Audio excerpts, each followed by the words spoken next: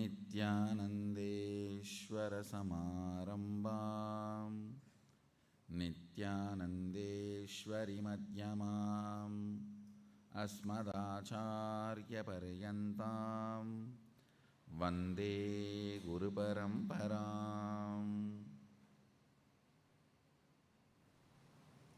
I welcome you all with my love and respects.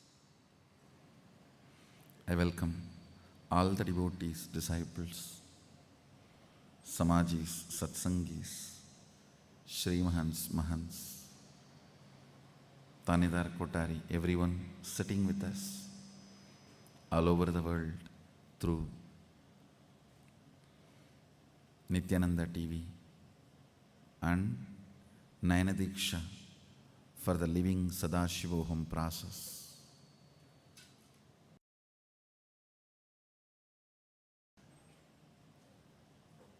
Today all I wanted to convey to all of you is celebrating Shaktipada.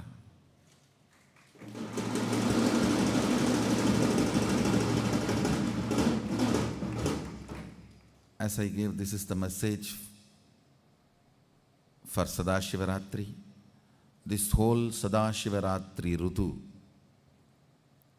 till Guru Purnima,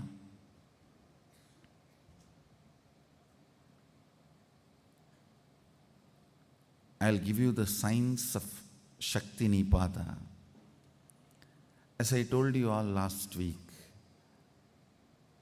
the neurology of reality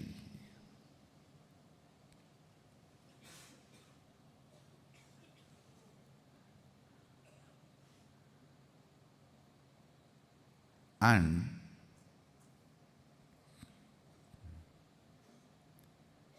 the only solution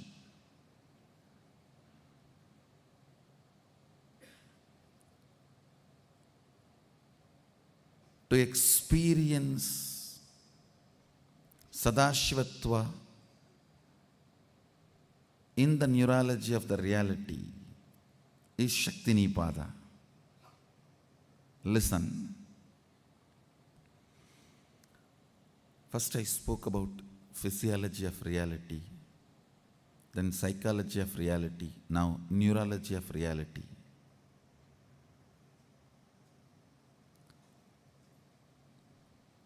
Some of the essential things I wanted to convey.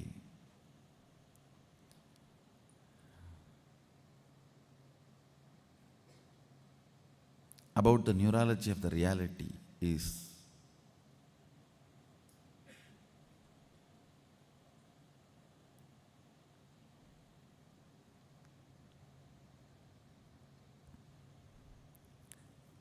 reality by its real state is Sadashiva, by its perception state is Maya,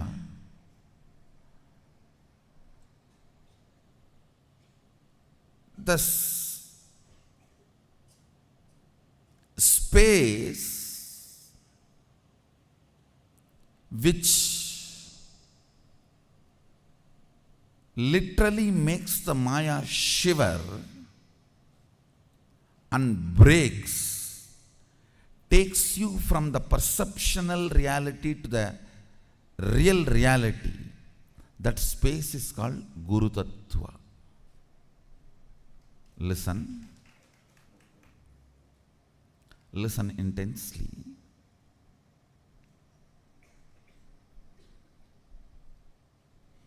Reality as it is Sadashiva, because Karana and Karya can never be separated. Me and my actions can never be separated. You and your actions can never be separated. But you and your reactions can never be together.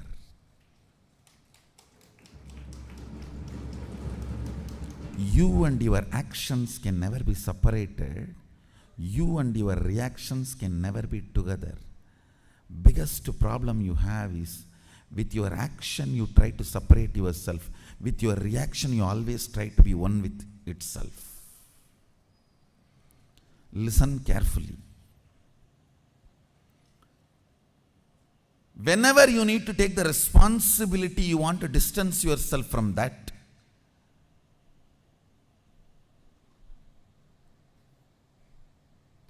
Whenever you are going to get the credibility, you want to become one with that. In actual neurology of the reality, your actions remain in oneness with you forever. Your reactions can never be part of you, even when they are happening in you. This is the basic principle of neurology of reality. Listen. Your actions can never be separated, even after they are delivered thousands of years after. If you have sneezed, screamed, even doing morning 1, 2, 3, cannot be disconnected from you after 10,000 years also. Your actions cannot be separated from you, but your reactions can never be one with you, even when they are performed. For example, somebody provokes your pattern and you start getting into your original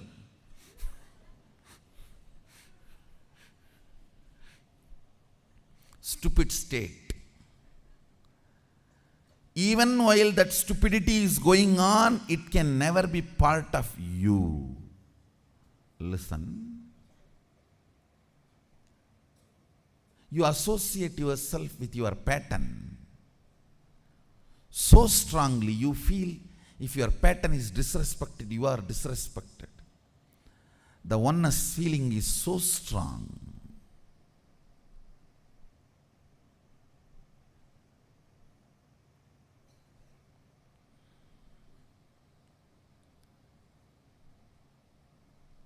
You respond as your pattern. But even while you are responding and reacting, you can never be one with that. Unfortunately, you forget and you think that is you, and you go on reacting to it. I tell you.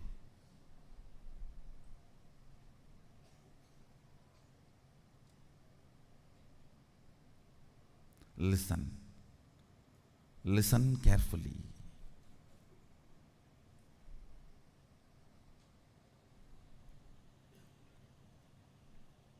With your actions, if you are not liberal, you don't have heart.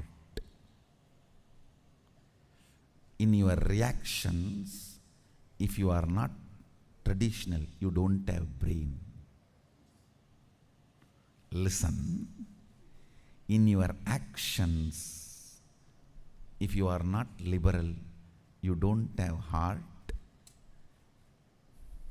In your reactions, if you are not orthodox, traditional, conservative, you don't have brain. Be liberal in your actions. Be orthodox in your reactions. Be liberal in your actions. Be traditional in your reactions. That's a solution for neurology. Listen intensely, but you are doing the other way around. With your reactions, you are very liberal.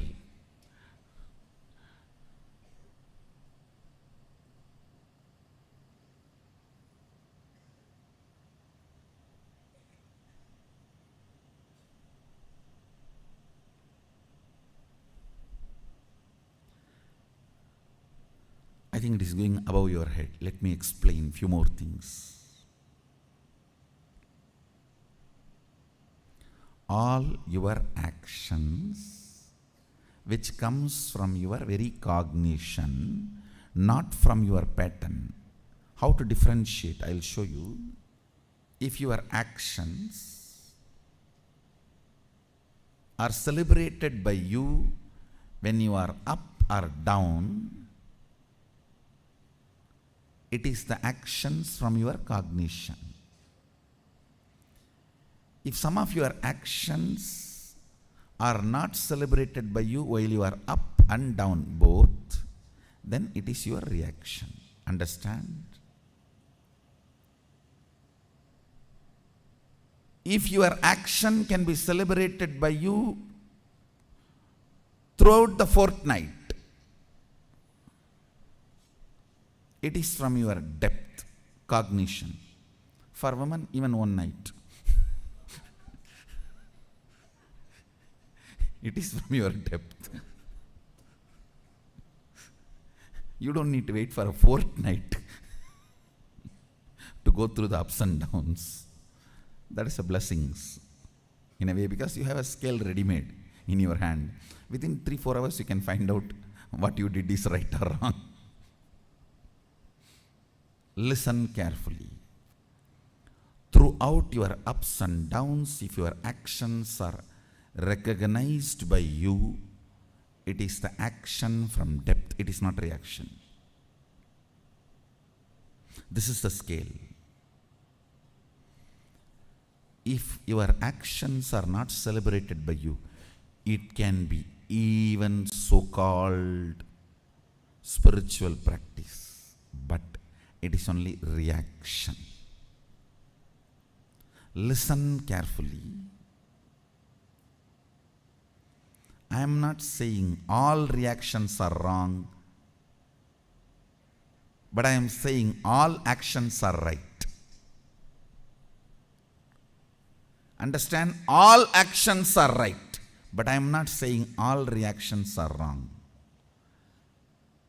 Running away from snake is a reaction, but not wrong.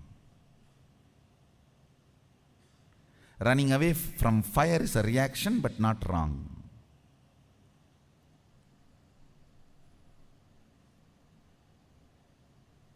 All actions are right, but all reactions are not wrong.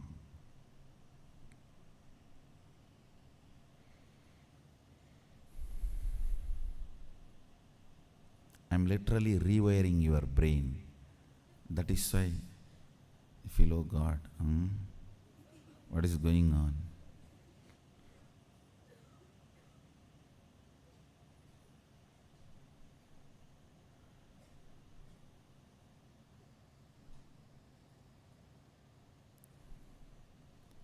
Today, every statement I uttered, if you contemplate, you will develop a thoroughly new neurology,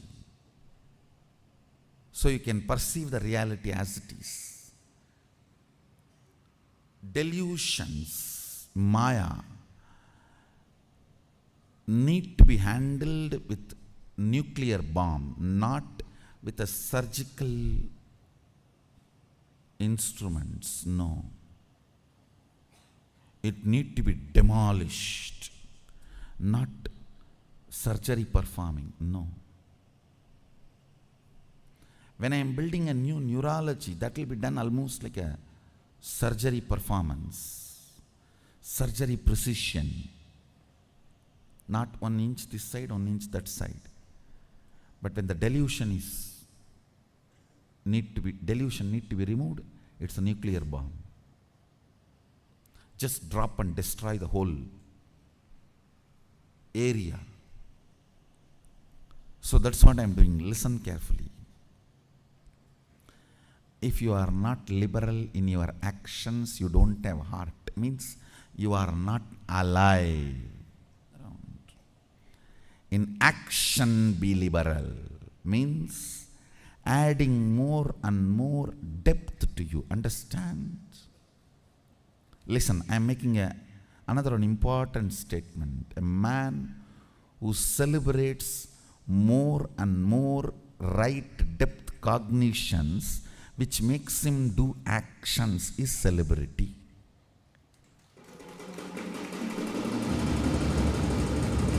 Who has amazing depth cognitions in him, in large large quantity. They make him do actions without repenting. His actions are celebrated. That man lives a life as celebrity.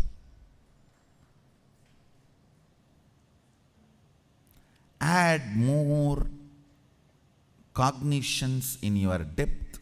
Encourage actions. In actions, be liberal. In your reactions means going cranky, crazy, berserk, chaos, weird. I can read out the whole dictionary.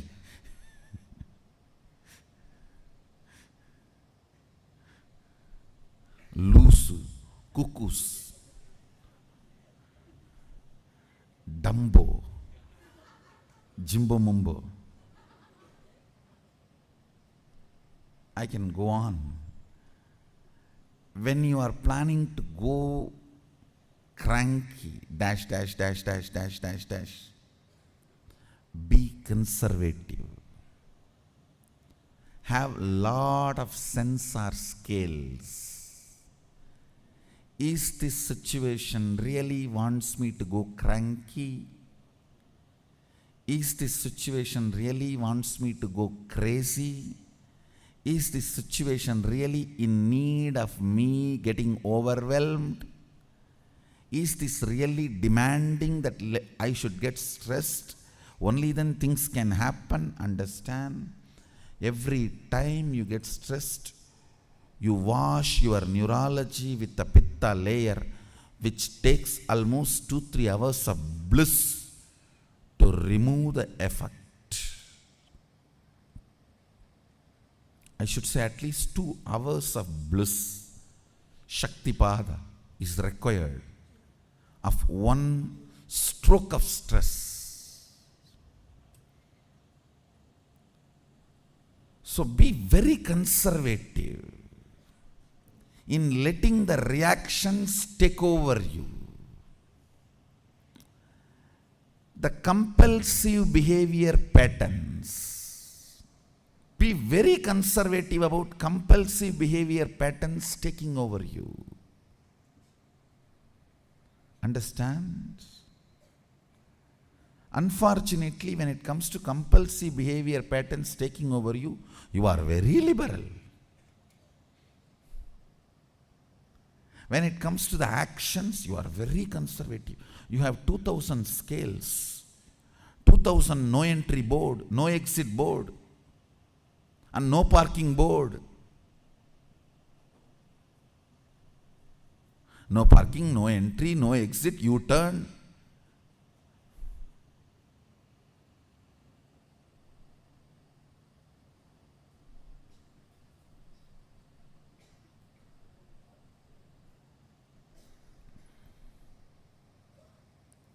U-turn is frustration.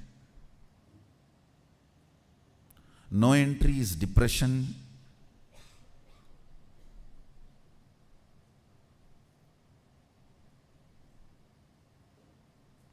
No parking is suicidal.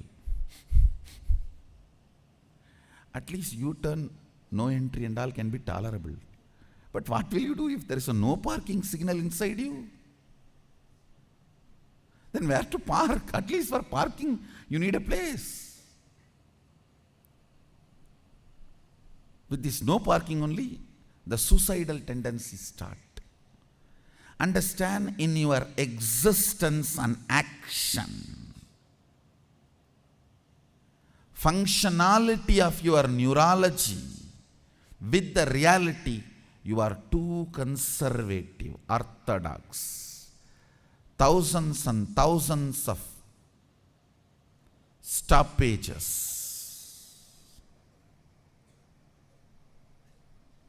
Listen carefully. I have seen many people suffering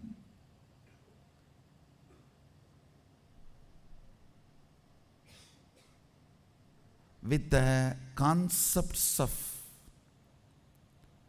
right, wrong, even after they change the society which taught them right, wrong. This is almost like you do left-hand driving in the countries where right-hand driving is a lifestyle. Listen carefully. Your good, bad, right, wrong, moral, immoral, rules, regulations, the compulsory behavior pattern related understandings, all should be used only like your coat. When you change, you should change.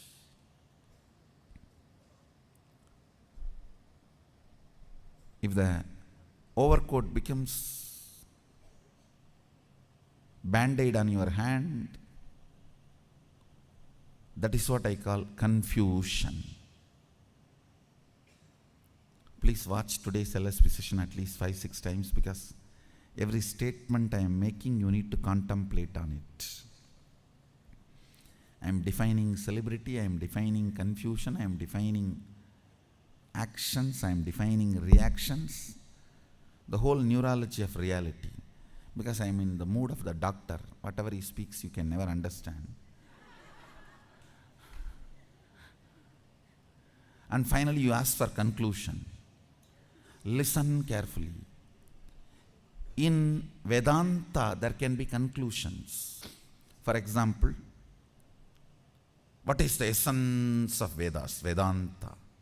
What is the essence of Vedanta? Aham Brahmasmi. Oh, there are so many thought currents in Vedas. Like, you have multiple births, and you have karma, and you can be liberated. You can avoid birth and death cycle. If you want, you can have even conscious birth and death cycle. And this is cosmology. This is self-jiva. And this is God, Ishvara. So much of concepts. Finally, the essence. If you ask, essence of the Vedas is Upanishads.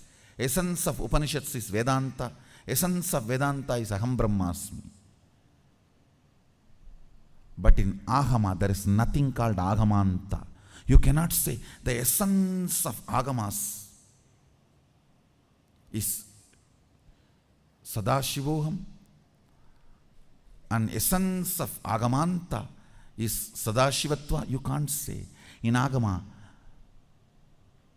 you sitting in Nirvikalpa Samadhi in the space of Sadashivoham and having Shaktinipada with me is as equally as important to morning brushing the teeth as per Sadashiva's instruction.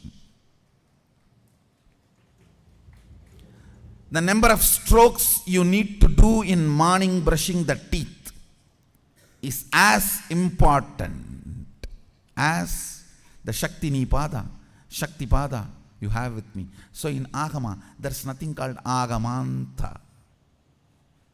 Maybe we can say priorities, but not essence. Essence means all the qualities of all these actions should be in that. Vedanta accepts there is something called its essence. Agama does not accept. So every statement I make now is important for you. You can't say end of the session, today's session, oh, the essence of today's session is having Shaktipada with Swamiji. Let me have that. Doesn't work. Shaktipada itself will work only when you understand and cognize everything I am making. Every statement I am making. In Vedanta, because it is a thought current based system, there can be essence. In Agama, because it is life current based, there is no essence, because life itself is essence.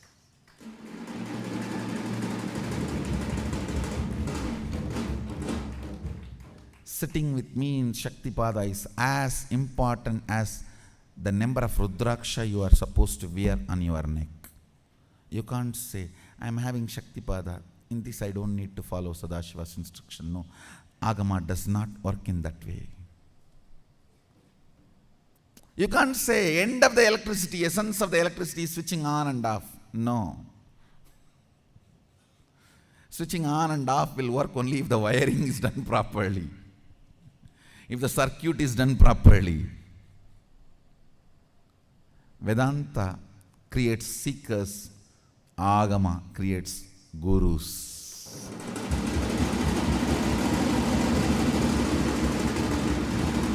Vedanta creates consumers, Agama creates producers and inventors.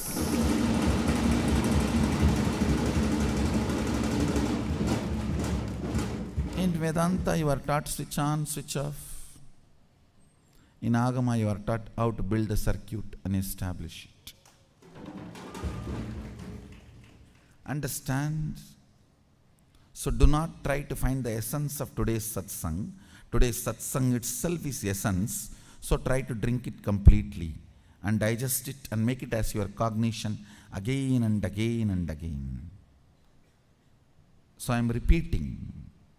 In your actions be liberal, means have more cognitions which inspires you to do more actions which you celebrate without repenting. In your reactions have more and more stoppages. Is this reaction warranted? Is this going cranky needed? Is this getting stressed worthy now? Understand, you are living not on volcanoes, nuclear bombs.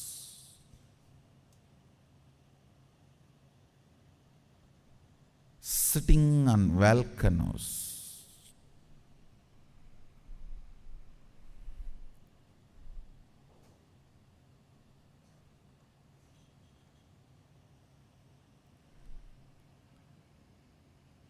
When I see people, I know they are sitting on something which is going to bust. But only if you are my friend, I can pull my hand.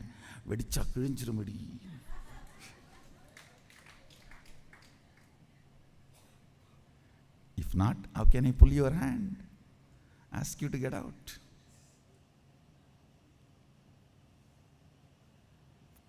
Everyone is sitting on something.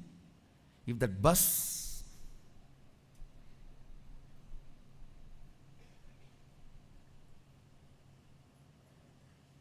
what will happen?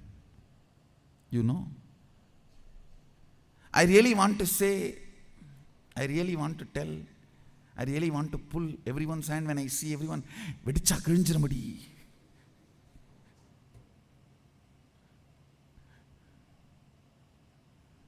But unfortunately, only if you have that level of Shaktipada, I can pull your hand.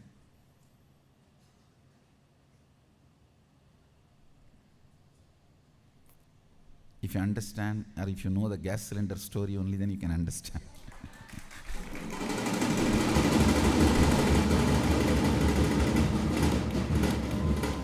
Everyone is sitting on nuclear bombs. Listen, most of your reactions are not needed, but you are too liberal with your reactions.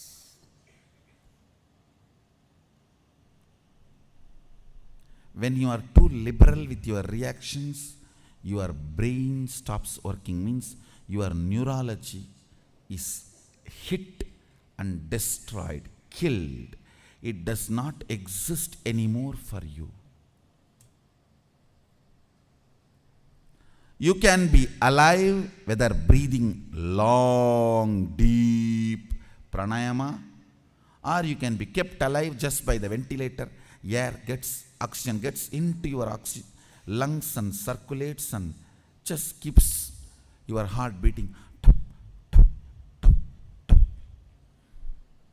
You can be alive in both ways. What do you want? You should decide. If your neurology is beaten by getting stressed, going cuckoos, cranky, crazy, weird, all this stupidity again and again, you live in a very minimal,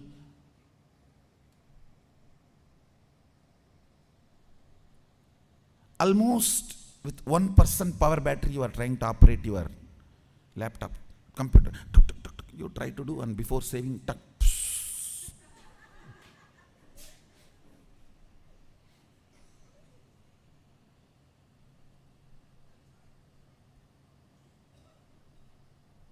listen carefully. With your actions, if you are liberal, you will crack Maya, delusion constantly. With your reactions, if you are very conservative, you will break Maya. Maya will go crazy if you are conservative in your reactions. She will scratch her head. I am not able to do anything with this fellow. What to do? She will go berserk. Weird. Technique to make Maya go crazy. You never become crazy. You don't become cranky, she will go cranky. You don't go crazy, she will go crazy.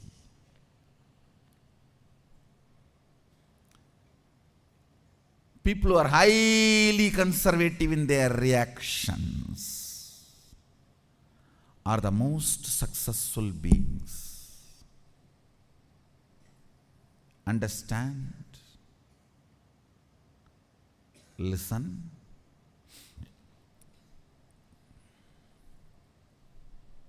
If you are not liberal in your actions, you don't have heart. Means you don't have life. Be liberal in your actions.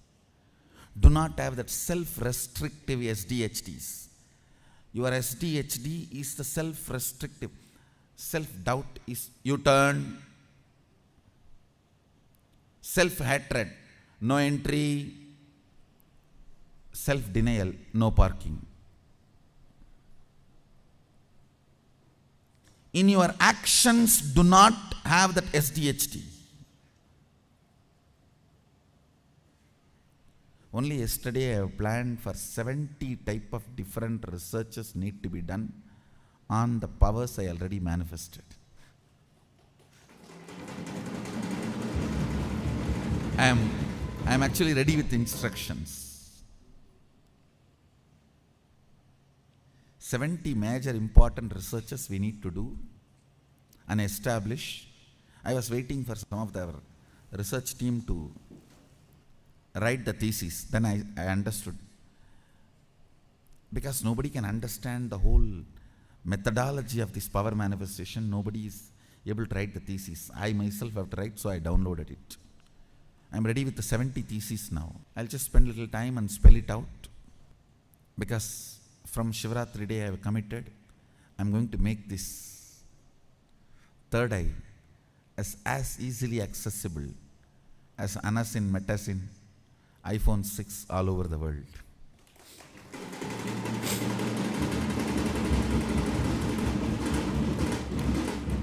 I'm going to make this as a day-to-day reality. Even your maid will have a third eye. If you say something is missing in the house, she will, Ma, this is here only. And I'm going to make it that accessible and easy for the universe. This whole third eye science.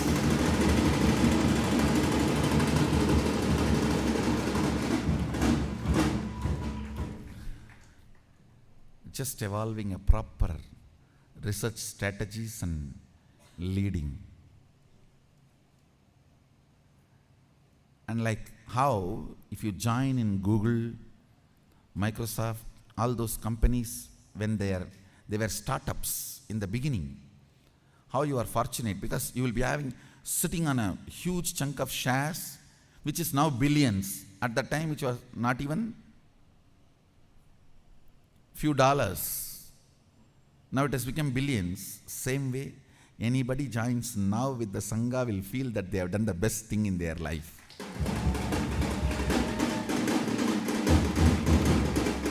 Because you should join a startup where the theory is already become reality.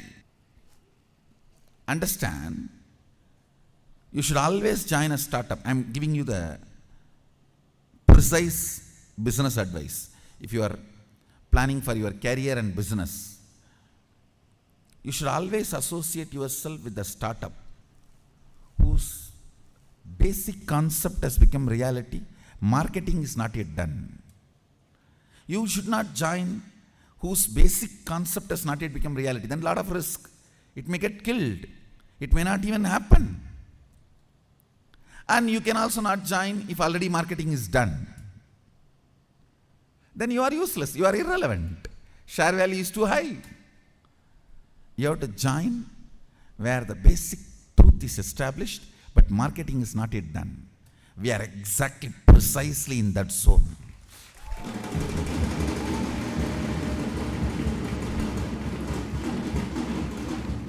Basic product is established. Marketing is not yet done. We are precisely in that position. Now, if somebody becomes a shareholder, that's it. You will feel you have taken the right decision for your whole life.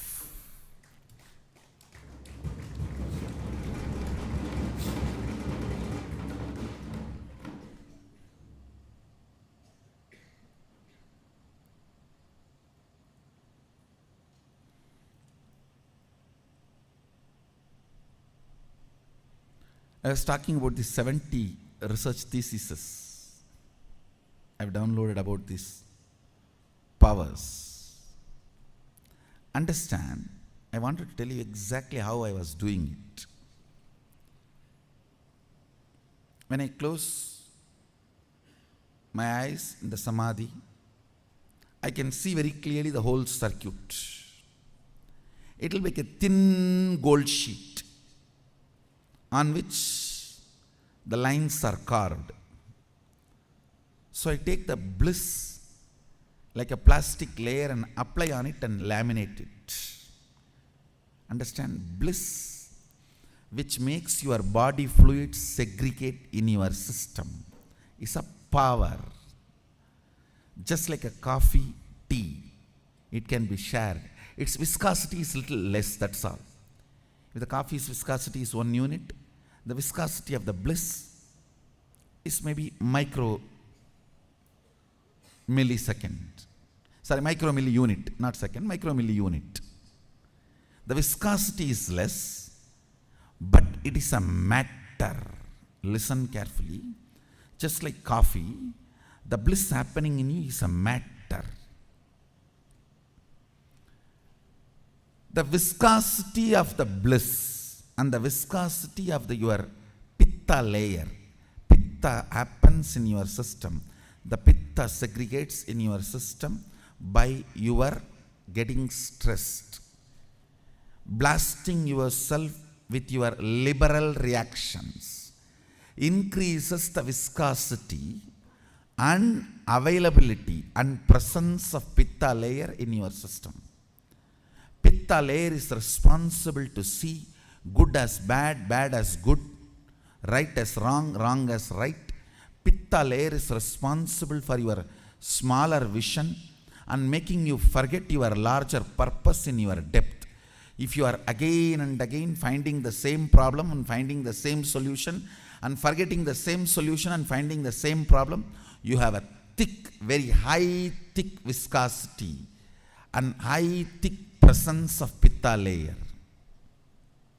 High viscosity, heavy presence of pitta layer is new. If you are finding the same problem and same solution, same problem, same solution. Monday you will find the same problem, Friday you will find the same solution, again Monday you will find the same problem, and Friday you will find the same solution.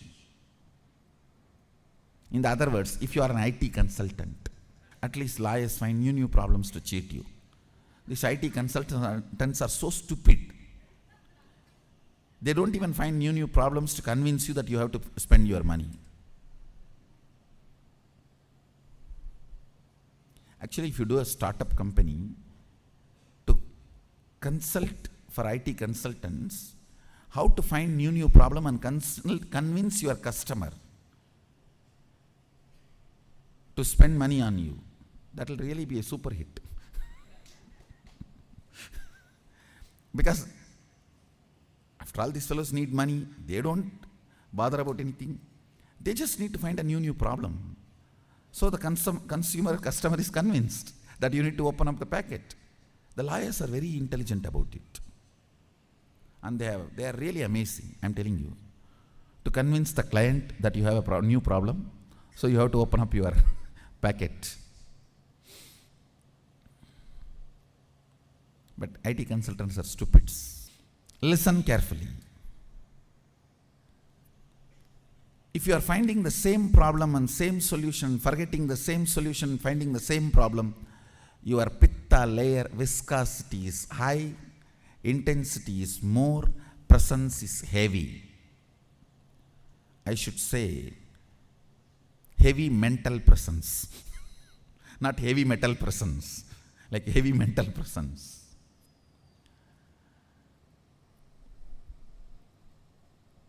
Shaktipada increases the viscosity, heaviness and presence of your bliss layer. Understand, that is why you just get into the orgasm and the cosmic orgasmic ecstasy with one energy darshan, and pitta layer cannot take over you at least next 2.5 days. Listen. Now I am coming to the precise solution. 1. Be liberal in your actions. You will be alive. Be very conservative in your reactions, going cranky, loose, taking major decisions when you are depressed, when you are stinking. When you are stinking, when you are in depression, if you are taking major decision, it is like a going 1, 2, 3 and simultaneously having bakoda, bhaji, buri, ponda and pizza. Without even washing the same hand.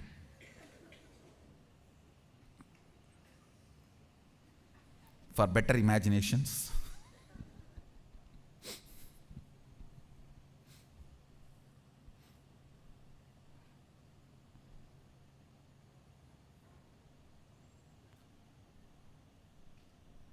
do not be liberal in your reactions. It is not cute.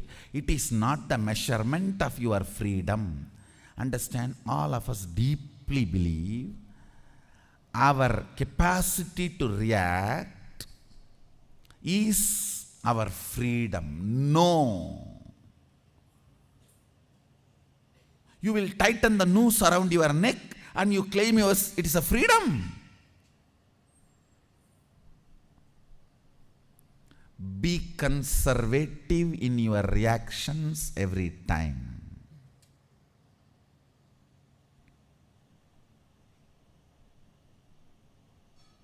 And I tell you,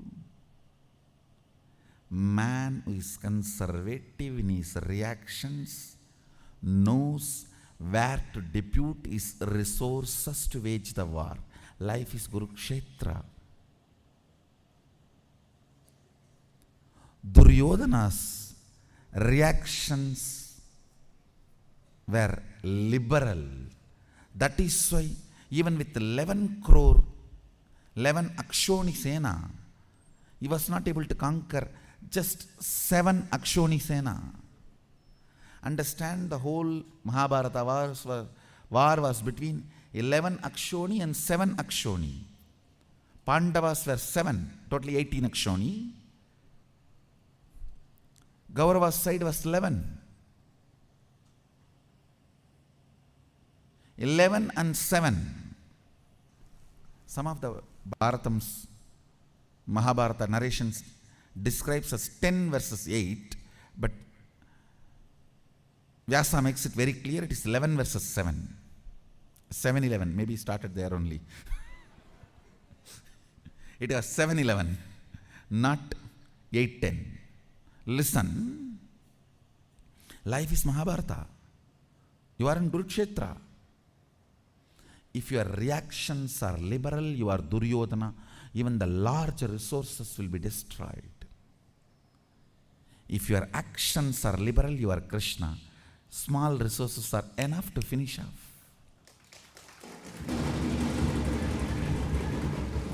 Bhishma Pitamaga, Icha Mrityu. Yeah. Transgender girl.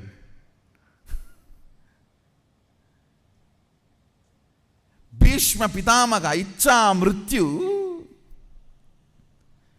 Transgender girl, Sikandi. See the mutation Krishna is doing. Icha Mrityu is the extreme capacity of the physiological power. Transgender girl means the lowest powerlessness of the physiological reality. The worst powerlessness of the physiological reality and the highest powerfulness of the physiological reality. But Krishna's liberalness in action and conservativeness in reaction makes it mute each other. See the mutation happening. The lowest powerlessness muting the highest powerfulness of the physiology. Then comes Drona. The worst powerlessness of psychology is vengeance. Highest powerfulness of the psychology is ability to use the cosmic power by will, Brahmastra. Understand? Just through the power of the will, you don't even need a grass. Your sound is enough. You can finish up the universe. Drona not only knows Brahmastra, who taught the science of Brahmastra to the universe. There's no one who taught the science of Brahmastra to so many other than Drona. In record, even Parasurama taught only to 2. Drona taught to 18, 1-8. 1-8 people received the Brahmastra from Drona, means highest psychological reality powerfulness is muted by whom? Drishtadyumna.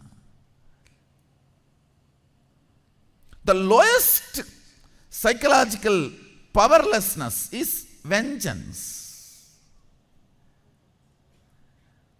The worst powerlessness is being used to mute the best powerfulness because the guy who is sitting is liberal in his actions and very conservative in his reactions. When Bhishma, Drona, Salya, Karna, all of them are in the front. The same scene was seen by Krishna and Arjuna. Krishna was liberal in his action and conservative in his reaction. Arjuna was liberal in his reaction and conservative in his action. That is Arjuna Vishada Yoga. The first chapter of the Gita. Arjuna was liberal in his reaction. He says, my hands are shivering. And I tell you, strongest physiology is bisexual physiology. Arjuna is bisexual. A bisexual man can never be shaken. Arjuna is bisexual. He is physically describing what is happening to him. Shivering, sweating, tongue is dry, mouth is dry.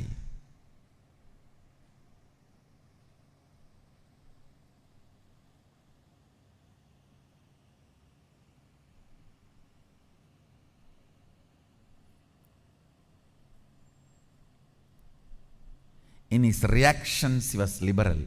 In his actions, he was conservative. That's why my Gandiva is falling from my hand.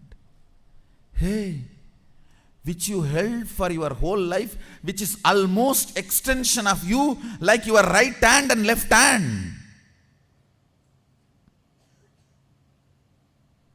He's saying my hands are falling out of my shoulders.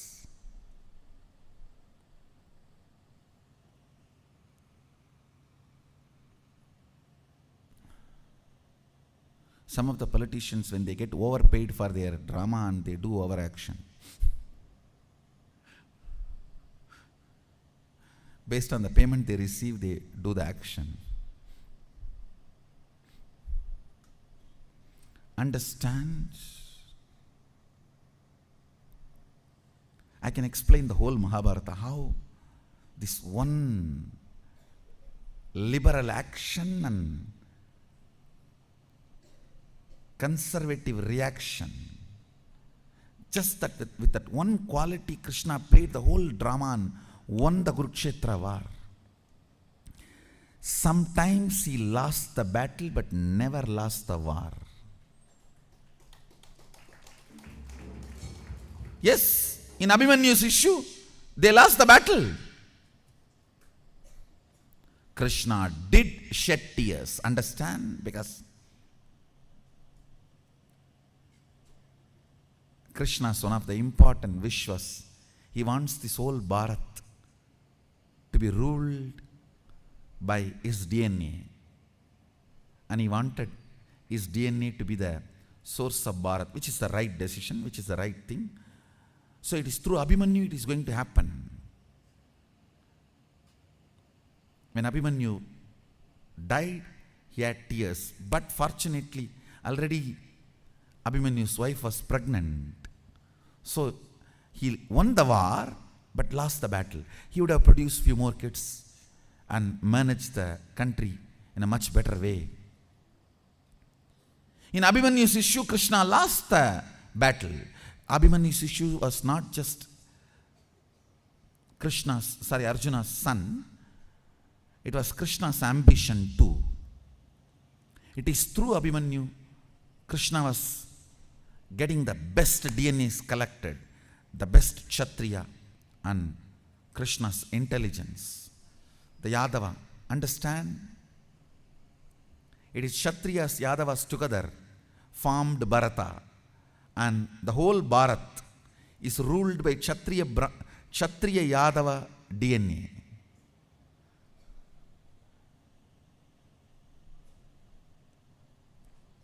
You see the Parikshittu and Dhananjaya and the whole. The original DNA is the perfection is achieved in Parikshittu. That is why I tell you we can never be destroyed. Because Parikshittu has built the tendency even to withstand the Brahmastra. Understand? Bharat can never be killed. Bharat can never be killed because the whole DNA process itself went through the Brahmastra attack. Of course, don't be lazy for that. But I want to tell you the truth, it cannot be killed. Because the DNA itself has gone through the test. If you know Mahabharata, you can understand what I am saying. Yes, sometimes Krishna lost the battle, but never the war. Be conservative in your reactions. Be liberal in your actions. Perceived reality is delusion. real reality is Sadashiva. More and more of less reaction, more action will make you move from delusion to reality, Maya to Shiva, Sadashiva. The Pasa, bondage, will reduce its power over you, and Pasu, you, will reach Pati, Shiva.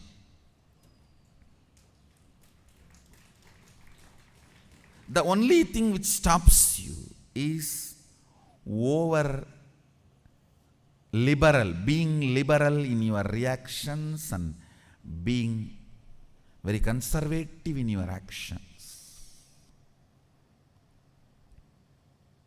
Change it. That's all you need. Then Pasa will lose power over Pasu, and Pasu will reach the Pati.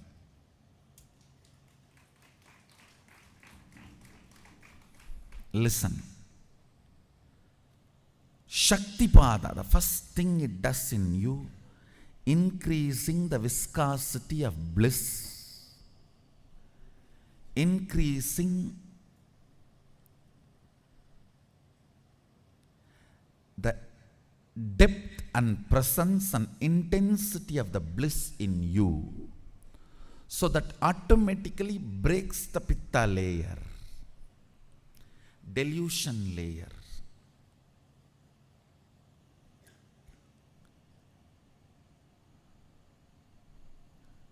Shaktipada should be happening constantly in your system by the sweet Lila Dhyana, a sweet remembrance. Blessed are those in whom the Lila Dhyana continuously happening, means Shaktipada has become eternal in you. You are now Nitya Shaktipadananda. Now you are Nitya Shaktipadananda. Understand? If the Lila Dhyana, listen carefully.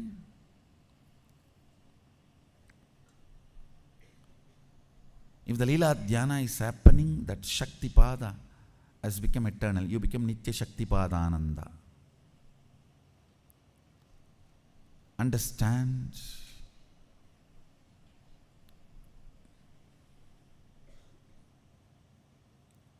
Shaktipada to constantly happen in you.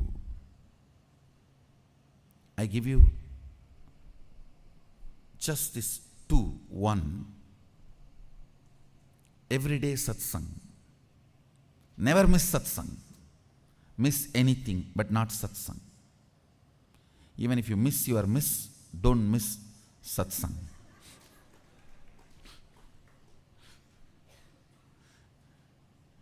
Even if you miss your miss, don't miss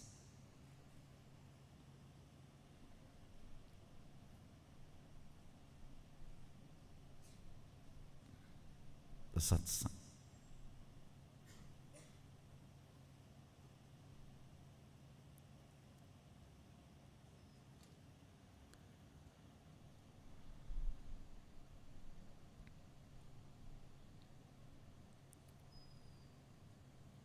Everyday satsang. That's the first. Second,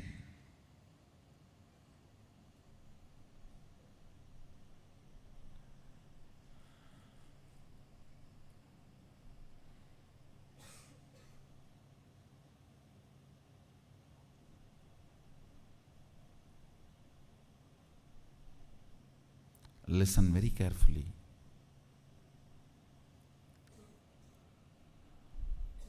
Making a spiritual alchemy product from the 9 fluids and fluid energies, and establishing this bliss Shaktipada to constantly happen in you and reduce the pitta layer, increase the viscosity of the bliss energy, in you.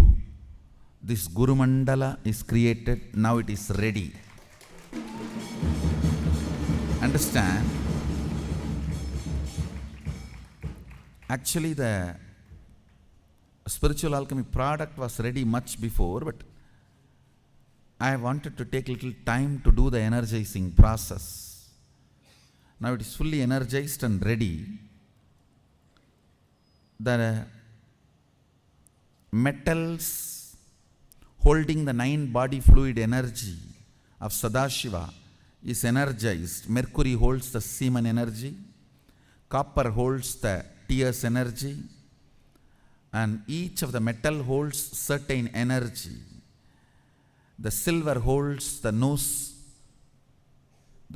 If you are having running nose, the fluid which comes, the silver holds that energy.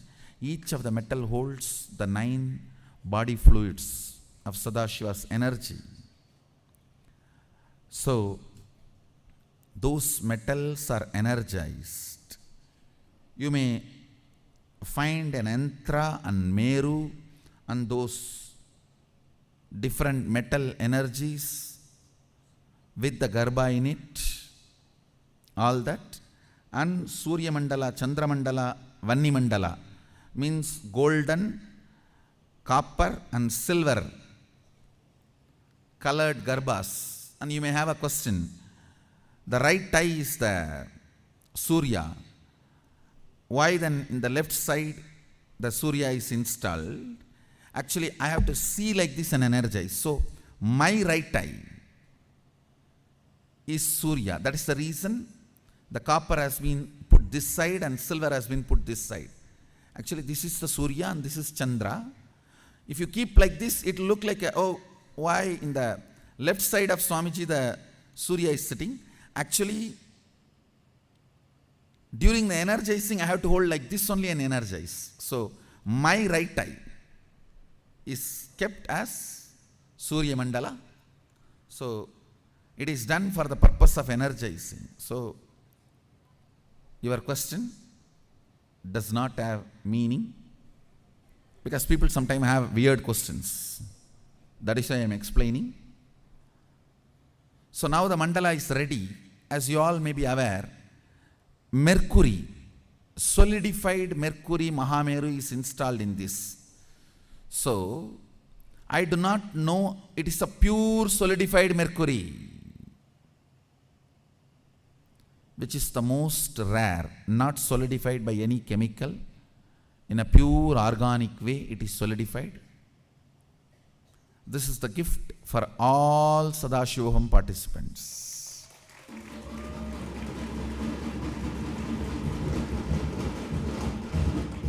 Everyone who has done Sadashivoham 2016, this gift is waiting for you. Just put it next to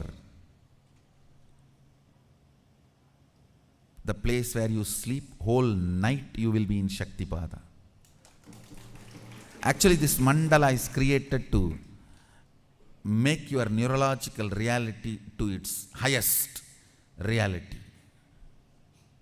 To make your neurology experience the reality. It's programmed for that.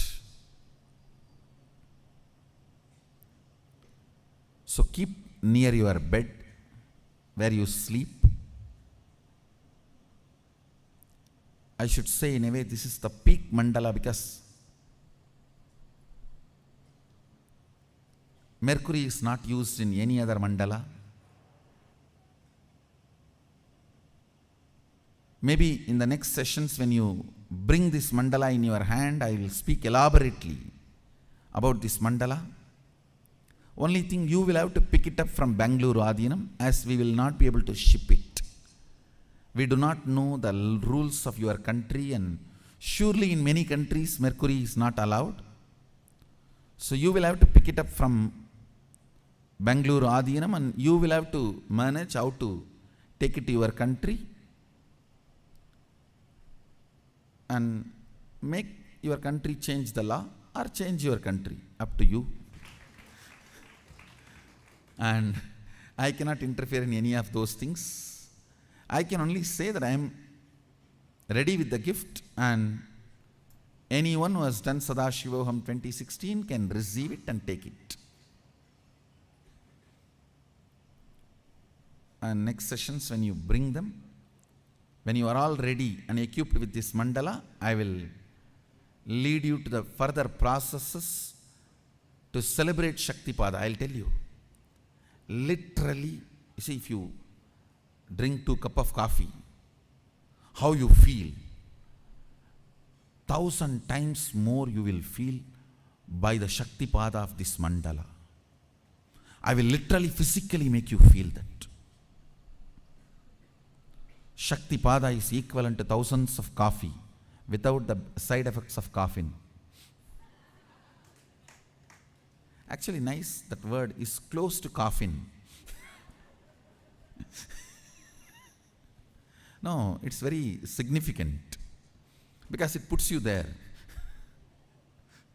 It takes you closer and closer to that.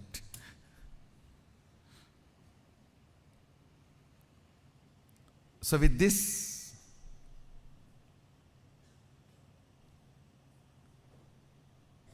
today I do not want to lead you to separate process for Shaktipada. Today you sitting and too many things getting into your head itself is Shaktipada only. So with this, I give you only one important instruction. Watch today's satsang again and again at least 5 times. This is your Facebook status. Watch today's LSP 5 times. Is your Facebook status. Watch at least 5 times. Because every definition needs to be understood and internalized, and it should become part of your cognition. So with this, I bless you all. Let's all radiate with integrity, authenticity, responsibility, enriching, causing, living Shuddhatvaita Saivam, Sadashivoham, the eternal bliss, Nithyananda. Thank you. Be blissful.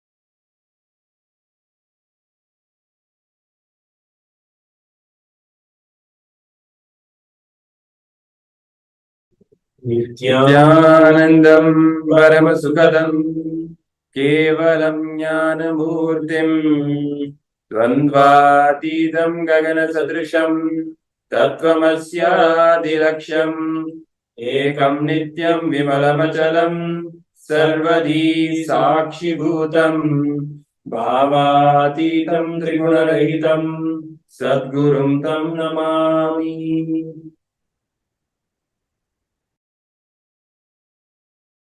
Nithyanandam, we welcome all of you to another exciting episode on Nithyananda TV.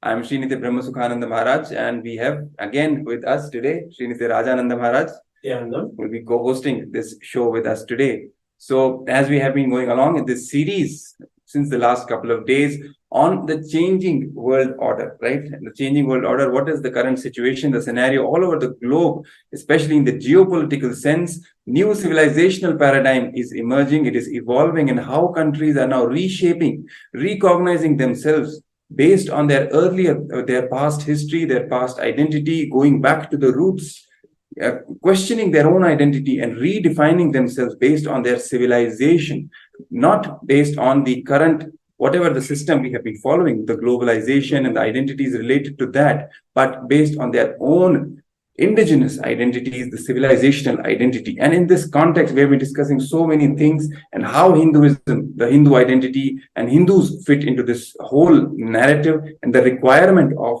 the strategic national narrative, which even the Hindus should have, actually. When everyone else is now going towards that narrative, Hindus must have their own grand narrative for themselves and for others as well.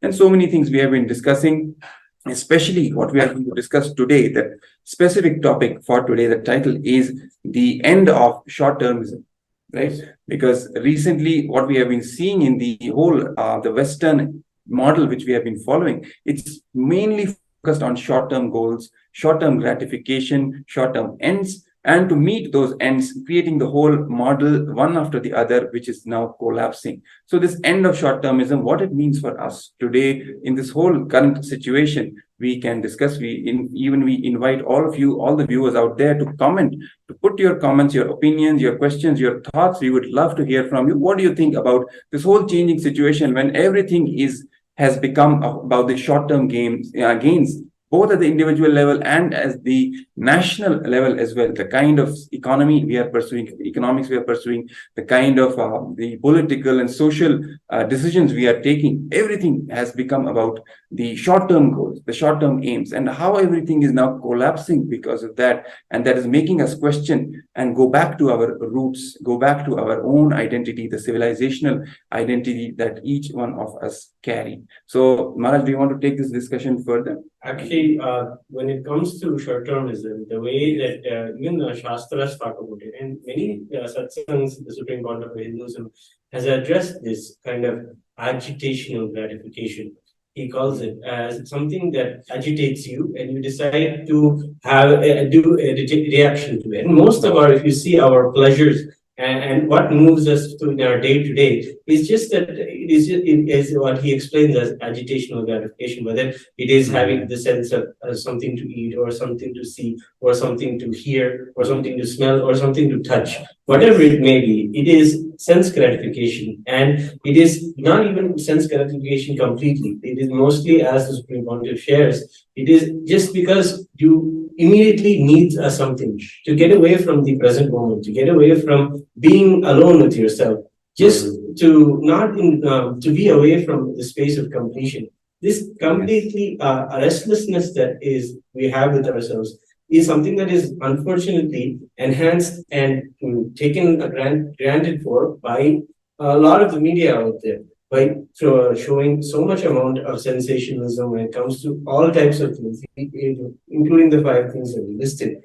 The whole model is, as you said, based off the immediate gratification or short-termism, and even the whole media and the whole way that products or anything in life is presented to you is to give you this immediate gratification. Immediately, you have to have something. You have to eat something immediately.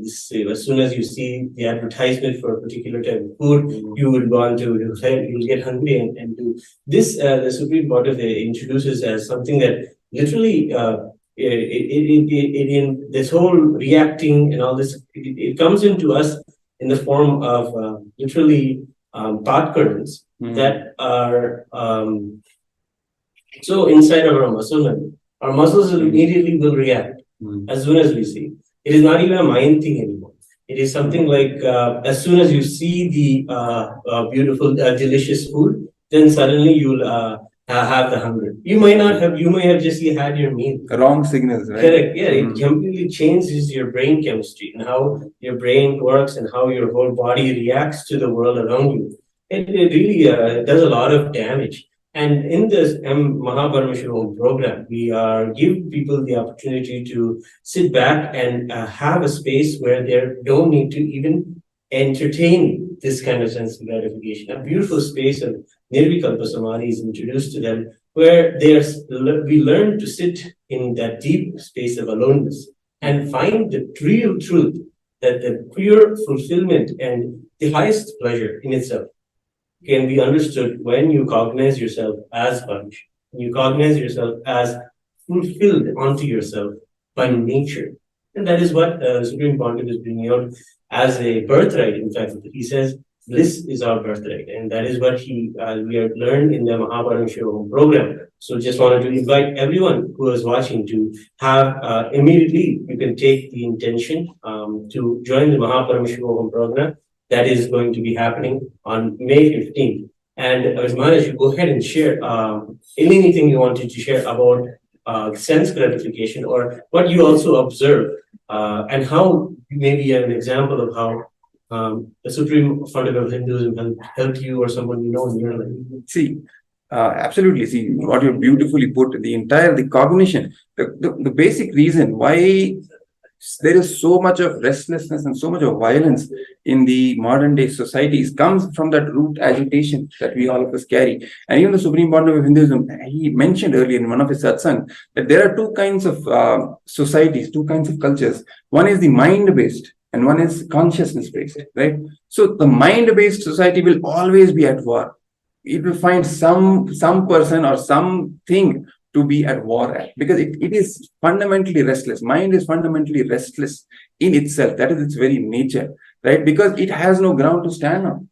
It is itself delusion, right? So it needs something to stand on constantly because of that agitation, that violence and everything. Whole thing just erupts from that. And that is what we have been seeing even when we contrast the various civilizations, right? The mind-based, mostly the Western civilizations, we have seen everything, the whole models which they have been following. It comes from the same inner space of agitation. So naturally, whatever economic models have been followed, whatever political models have been followed, whatever social models have been followed, everything has ultimately led to a lot of violence, right? Yes. Be it capitalism or be it communism, both are coming from the same inner space, from the Western society, right? Yes. So what is ultimate, what have we seen? The whole colonialism, which is the fundamental of how the whole capitalist economy really began, right? Colonialism and even the mercantile capitalism, which even was which followed that whole phase of colonialism. The whole thing led itself to extreme exploitation, extreme inequality in the society, a lot of grievances, a lot of frustrations, right? The whole society was literally torn apart in that classification between rich and the poor, and so much of exploitation which the common people were going through in factories and this and that. Yes, at the top, the people were rich people, they were really powerful people who were changing the civilizations and this and that, but ultimately the common man was suffering. Out of that came, as a reaction of that came, the communist, the whole Marxist ideology. But ultimately what happened, even that was a war-based ideology, right? Because itself also, it was coming from the same mind, some same thought pattern, right?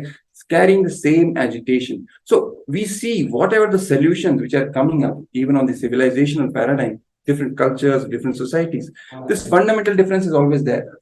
Mind-based civilization will ultimately always be agitated. From that same agitation comes violence. Any ideology, any solution they might project, it will carry that same violence. It will automatically focus on materialistic pleasures, sense gratifications, instant gratification, right? Because the whole cognition is mind-based. It's based on body and mind. There is nothing after that. The full fundamental cognition is there. But in the consciousness-based civilization, especially the Hindu civilization, the whole root cognition of who you are, the understanding about yourself, about life, about God, about world, about everything is based on consciousness. It's based on immortality, because consciousness doesn't die. It's not body and mind. You don't die. So there is no need of violence. And there is no need of immediately satisfying all your senses, because ultimately even senses are a part of the delusion. You are not even your senses. So whether you are gratifying your senses or not, you are eternal. You are something beyond that. So this root understanding really comes at the core of the civilizational difference which we have seen, which is now emerging, even among this whole journey that is happening right now, right? Different civilizations coming out again, redefining themselves, the native cultures again coming out, right? Asserting themselves as their own identity, the indigenous, aboriginal cultures, even the other big civilizations, even countries such as China and all these people, they're coming back to their root identity, asserting themselves as their own civilization. This whole thing naturally boils down to the question of the Hindus. How will now Hindus react to this, right? Because we are coming from the civilization of consciousness itself, right? So maybe you can shed more light on this, how Hinduism is fitting, how the Hindu civilization is fitting into this whole narrative, and the play of various ideas and various ideologies which is happening right now, right? In this mind-based and consciousness-based, sense gratification, immediate gratification-based, and the long term, because only consciousness-based society will be long term, right? So maybe you can shed more light on that. Yes, Maharaj. Thank you for sharing. Yes, it is consciousness that is going to be that which is going to be something that everybody is going to have to recognize inside themselves, recognize as a reality inside themselves, and move themselves forward. Actually, it is in the Supreme Pontiff's recent presidential address that he said that AI is the future, artificial intelligence is the future. It is going to be taking over so many of the mundane jobs. Actually, why these words, one word mundane is used, is because these jobs and this way of the world, the whole world, is based off creating ways so people can make money and enjoy more short-term goals, short-term, and spend their money immediately. That is why so many jobs are required. That is why such an economy is created so that people can have money to do these kind of sense gratification and immediately have money to for their personal wealth. Yes. But the McKinsey Global Institute has reported that between 400 million to 800 million jobs will be displaced by automation and AI by 2023. And this is a long term, right? This is a projection. And in the Supreme Bondist of Hinduism's presidential address, he did share that he is planning for Kailasa in literally 10 years ahead. And this you can prove. When he's talking about AI, which is going to be doing this kind of work of removing 800 million jobs almost, that is something that is the future thought. And the Supreme Bond of Hinduism is addressing us from their background. He's really giving, as Hindus all do, the long-term plan. And he's really giving us the way and the insight to really plan that way, plan your life that way. And first, let us focus on our consciousness, our super consciousness, and come back to the roots and come back to where we should really have the focus, because that which we thought is the goals of our life, or to have wealth in one way and or the other, those are going to be redundant, because achieving wealth that way is going to be taken by something else. So there's no juice, or there's no higher pleasure in that. The real consciousness and finding out who you really are truly inside, finding that fulfillment inside, that is going to be the race in the future. That is going to be who's the one who's able to look into themselves and express power, so express this consciousness in the most successful way, and even how they can even create artificial intelligence that can even do the same kind of application of that super consciousness is even the vision that the Supreme Court is giving. So, and it is in Hindus that this is all ingrained even in our DNA. It is just in our very nature to be having a stable family, to have always a long-term plan, to always think for the family, think for the dynasty, think for the Vamsham, think for the whole, not just the pocket money that you're going to keep in your pocket, but what are you going to do with the wealth? How are you going to leave for your kids, for your grandkids, for your great grandkids? Everything is part of the whole Hindu way of thinking. Yes, right? And it actually is rooted very much in the fact that we believe in the truth of rebirth. So this whole concept of rebirth really plays a big role, and the short-term mentality comes from ideologies that give you only the one life theory, that you have only this one life and you have to do as much as you can in this one life, which creates a desperation. That's what it's natural for a person to behave that way. Instant gratification, running, rat race, all these things that we see, violence and aggression and just restlessness, because the belief is that there is only one life and that's all there is. After that, it's just simple oblivion. We just disappear into some nothingness, and nothing will be there. So just enjoy as much as we can, right? Yes. So naturally, whatever we see is it's a natural outcome of that kind of a belief system, which is absolute false. And the word, the Supreme Court uses word is this grabbing mentality, continuously seeing something, it has to become yours. It has to become something that you own or something that you have to have. This grabbing kind of mentality really is something that is particularly short term and is causing a lot of problems in today, especially when it comes to relationships being extremely short term, where the whole value of relationships is about the truth that they last forever, and they can last a long time, and then finally they can take us to the higher relationship that with ourselves as Paramashiva. That is the long-term the way that we think. We don't think just for this lifetime. We think for Janmas together, thinking that we are in this cycle of birth and death to finally be in oneness with Paramashiva. And then for that to be happening, I should create an environment around of people around me, and surround myself with the right people who will also take advantage and also cognize themselves as Paramashiva, treat me as Paramashiva, and treat everyone around us as Paramashiva. That is the lifestyle that the Supreme Court of Hinduism is creating in MahaParamashivoham, and it is a beautiful time and an opportunity for anyone to have a glimpse of that as a reality in their lives when they attend the MahaParamashivoham program. So you can scan the QR code if you have an intention right now to attend the MahaParamashivoham program. Immediately, we will get back to you on how it is you can make your MahaParamashivoham happen right away. Yes. In fact, so many beautiful parallels we see between the individual, how an individual is behaving because of these cognitions, and how this whole thing translates into an entire civilization behaving that way. Right? Because the core beliefs are happening at the individual level. Right? It's the individual beliefs about what do you believe about life? Right? Is it just one life, or is it the eternal, the cycle of death and rebirth and reincarnation, and you come again and again until you completely you get liberated and merge with Paramashiva, become one with Paramashiva.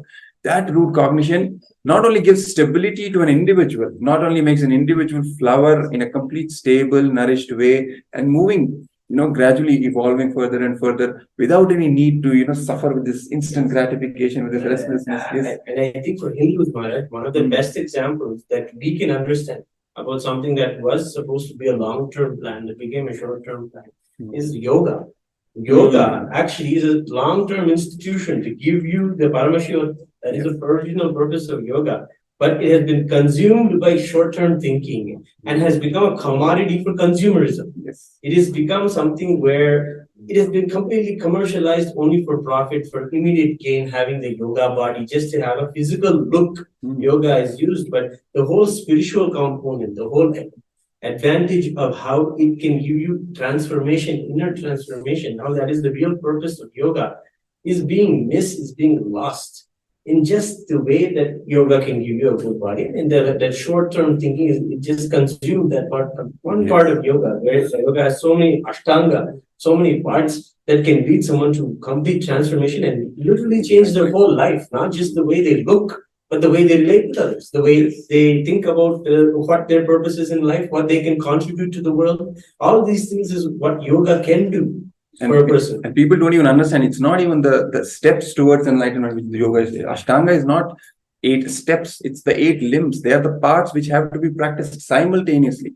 The Supreme point of Hinduism, even, he shares these truths that without samadhi, which is the 8th step, which some people mistakenly treat it as a final step, right, in yoga. Without samadhi, you can't even, express the niyama, right, of truth. Of yama and niyama, the first steps, right, of being truthful. You can't exactly be truthful until you are established in samadhi. The first step and the last step, they're not really steps. They're the limbs. So they have to be practiced simultaneously. And the whole context is different. The whole context is basically enlightenment. The whole context is oneness. But the whole thing is lost. Yes. In this whole rat race and the completely shallow understanding of everything. And we have seen this kind of understanding emerging with respect to everything, literally everything. Everything is seen with this shallow lens. Everything is consumed, and as you use the term consumed, I would even use digested. Yes. Right? Digested and completely turned into a very shallow, very mediocre, and even might be dangerous, right? Yes. For a system such as yoga, Yes. treating it at such a shallow level, not only may be harmful for your physical body, it can harm you at a very deeper level, energetic level, which can possibly lead to bad karma, and you have to suffer for even later janmas. Who knows? Because this is something very serious. This is a proper institution, which only a stable institution, a stable civilization has evolved over millennia of research, right? But unfortunately, because of this short-term thinking, not paying attention to the stability of the institution and taking it as it is, but completely converting into something else, which is extremely short-term and shallow and becoming harmful, is something we see because of the short-term thinking, because of this narrow mentality, which has to change at an individual level first, and which will transform at the societal level, at the civilizational level. And that is what is being done by the Supreme Pontiff of Hinduism, Bhagavan Nithyananda Satsang, in the MahaParamashivoham program, giving the individual, each and every individual personally, he gives the superconscious breakthrough. Because when they manifest individually, when they experience these truths, these powerful cognitions in their life, naturally they multiply the same thing in others, and the whole society they are able to enrich. And the Supreme Pontiff of Hinduism, he gives various techniques that you can see all over the internet. If you explore the Supreme Pontiff of Nithyananda's YouTube channel, you'll see so many different techniques that can heal us from the various parasitical thought currents that happen when we are in a constant mode of having sense gratification and just going behind sense gratification, and how those thought currents can be healed. And actually wanted to present even just now a technique from the Supreme Court of Hinduism. He gives us a beautiful technique and tells us that what we are, on the idea of who we are, in the posture that matters. Understand that body itself is made out of biomemories and muscle memories. Whether you believe it or not, we are an expression of our own self-hypnosis. So we believe that we need the external world, we need the external things to survive, then that is a little self-hypnosis to think that something external needs to be put into you for your fulfillment, for the fulfillment of your very consciousness. That is self-hypnosis in itself. And the Supreme Pontiff gives a beautiful 10-minute technique, actually. It's a Nitya Sutra. There's 3 types of techniques always in these. Nitya Sutras, Ananda Sutras, and Dhyana Sutras. Meditation techniques you can sit and do the self-introspection, or you can do the Ananda Sutras, where they're literal initiations. And suddenly you hear something that's from who says that gives you an awakening, that gives you clarity suddenly, and say, hey, that's the way I want my life to be. Suddenly, in some words, he says that is a Ananda Sutra, doses of bliss that happen. And then finally, this is the Nitya Sutra, something that you can practice continuously all the time in your life. So these techniques are there. So he says that visualize your whole body as a bliss bag filled with bliss. Then move the body in whatever way you want. The body will start working, experiencing, and expressing bliss alone. When you reach the state of yoga, you are in a meditative state of bliss. And all the desires, all sense gratification, and all these activities just cease. Our existence becomes an outpouring of bliss alone. And you'll feel such a bubbling up inside, bliss bubbling up inside. And there will be no need for any outer object or any outer person or location or influence on this. Just 10 minutes. Breathe in, breathe out, just visualizing you're breathing in bliss, filling the bliss bag that you are, and then breathing it out. That's just a simple technique, a little Nitya Sutra or Dhyana Sutra, you can call it, just to go about life and immediately have these solutions right away. And you can all start doing this right away. And share your comments if you've had this kind of an experience, or if you have tried any of these Nitya Sutras with the Supreme Court of Hinduism, and how you have experienced literal bliss manifesting in your life. Yes. And all these techniques, so many of techniques, the Supreme Pontiff of Hinduism uses, he gives to the participants in the MahaParamashivoham program to explore their own inner space, inner consciousness, and to manifest the highest possibility, which is that you are Paramashiva. You are the ultimate supreme consciousness itself. It's only because of these incompletions of these wrong thought currents which have been put into you, which you have been nourishing unconsciously or consciously, not just in this life, but for several births, just to complete with them, drop them, and manifest, live purely from that space of consciousness itself.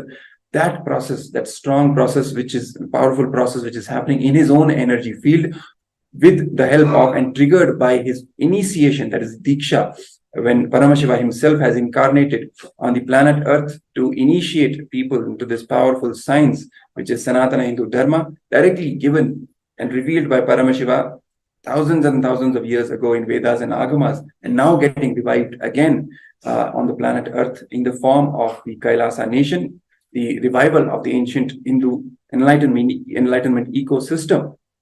So all of these techniques, everything, all these gifts that the Hinduism has to share, the Supreme Pontiff of Hinduism, Bhagavan Nithyananda Satsang, is giving personally to each and every participant in the MahaParamashivoham program. So for all of you who are interested, who are willing to attend the MahaParamashivoham program, please scan the MahaParamashivoham QR code, which is projected at the bottom of your screen, and fill the intention form, and our team will reach out to you shortly after that. And the next season is starting very shortly from May 15th. So you can sign up immediately and get on board and enjoy the new life that you will experience with the living incarnation of Paramashiva, the Supreme Pontiff of Hinduism, Bhagavan Nithyananda Paramashiva. And we have a participant, a person commenting, Tatiana, who has been a member for 2 months. and she is telling us in the super chat that yes, in yoga, yama and niyama steps are important. Modern yoga is entertainment yoga, unfortunately. Yes, Ma, thank you so much for your comment. And yes, absolutely, the modern yoga is just an entertainment value. It isn't having the depth that is there as niyama and yama, pratyahara, dharana, and all the other angas of yoga. And not even a healthy entertainment, extremely unhealthy and dangerous entertainment, we can say, right? Yes, yes, yes. So yeah, even things like beer yoga and this yoga and that yoga, it's completely gone off the track. The real purpose of yoga itself, which directly comes from Paramashiva. He himself has revealed what yoga is, how it has to be practiced, each and every detail he has given in the yoga pada of Agama, himself revealing to Devi. And that is what the Supreme Pontiff of Hinduism is reviving also in the MahaParamashivoham program, giving initiation into the science of yoga. And simply by that Shakti pada, that initiation of that power of oneness, that mirroring of neurons, simply the whole yoga, all the asanas, everything becomes so easy for individuals to do, even to practice, because the whole context is now different, right? And that is what we have been discussing. Yes, hear anything? Yeah, that's all, Maharaj. Yes. We can also end on a note. Thank you all for commenting and participating and coming. If you Yes. want to be able to know more about the information that we are discussing here, know more about the MahaParamashivoham program, and be involved in all the activities of Kailasa, you can sign the e-citizenship form by scanning the QR code for e-citizenship. And that is the last point I wanted to add, Manoj. Thank you. Thank you. Yes. So with this, we will now be moving to the most awaited, the next segment of our show, which is the Nithya Satsang, the direct presidential address from the Supreme Pontiff of Hinduism, Bhagwan Nithyananda Paramashivoham. But before that, let's now prepare ourselves to receive the darshan, to receive the words, to receive the initiation from the Supreme Pontiff of Hinduism, Bhagwan Nithyananda Paramashivoham, and what he has to share with us today. And let's sit with the head, neck, and spine in the straight line, with our bodies completely relaxed, our minds completely unclutched from all the thoughts and thought currents, carrying this deep space of restful awareness, peace, and devotion in our Anandagandha, which is the space between the navel center and the heart center.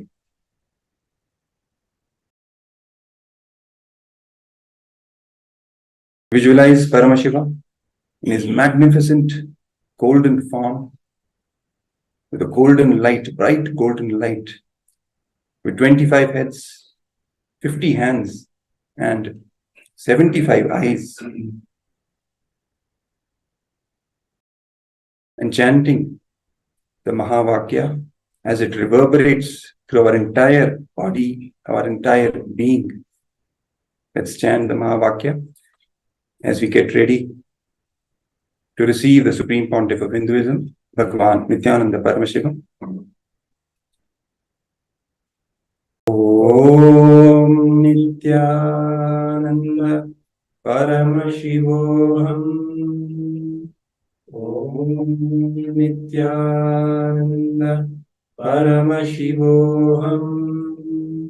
Om Nithyananda Paramashivoham.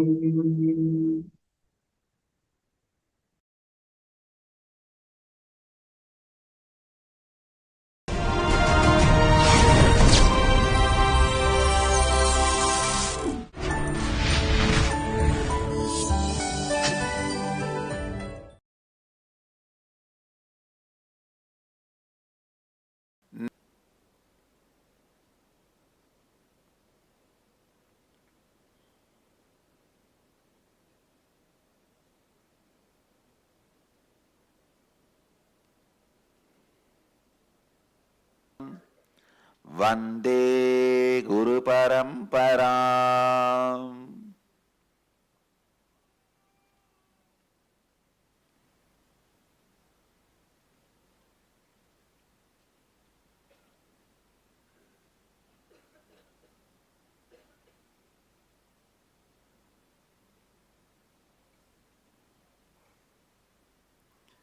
I welcome all of you with my love and respects.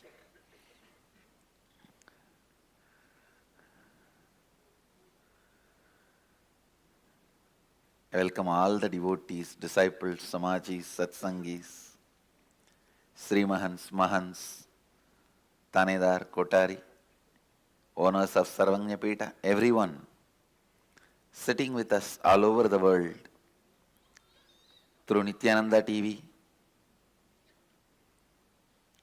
Sadhana TV, Ara TV, Nakshatra TV, and two-way video conferencing, having Nayana Diksha. Cities sitting with us in two-way video conferencing, having Nayana Diksha.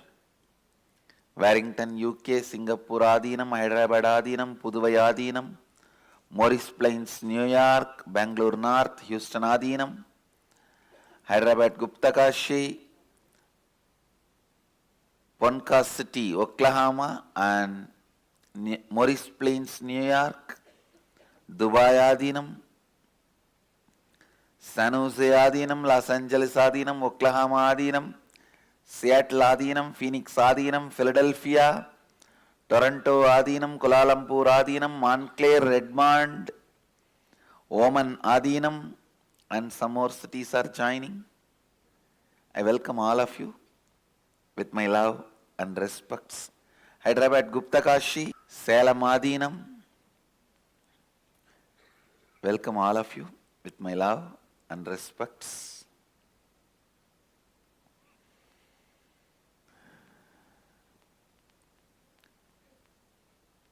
I just wanted to expand on Sambudhim cha vinasancha yastatveto bayagum saha vinashena mrityum tirtva sambudhyamritamashnute. The Isavasya Upanishads, 11th verse. Please recite along with me. 14th verse of the Isavasya Upanishad. Sorry, not 11th, 14th. Recite. Sambudhim cha vinasam cha yastat vedo bayaggusa vinasena mrityum tirtva sambudhyamritamashnute. Listen. Understand.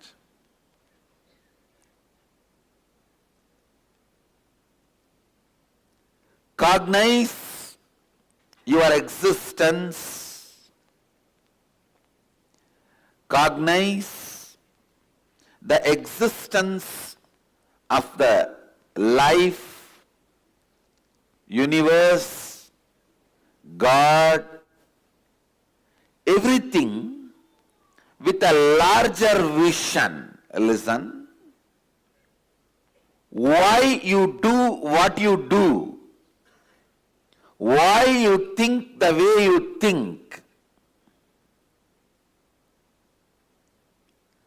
should be based on larger vision of life, not just a immediate agitation gratification. Please understand, all your so-called luxury, the sensory pleasures, are agitation gratification. Please understand. The agitation you feel in the tongue, you gratify it with the food which destroys your health but gives you temporary gratification. Please understand. In Agama, Mahadeva describes what is taste. If your whole tongue and the mouth experiences the saliva, that is taste.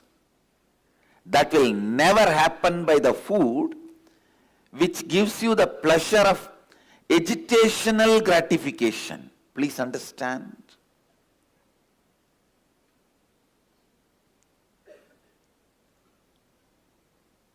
High spicy or this junk food, all this if you see,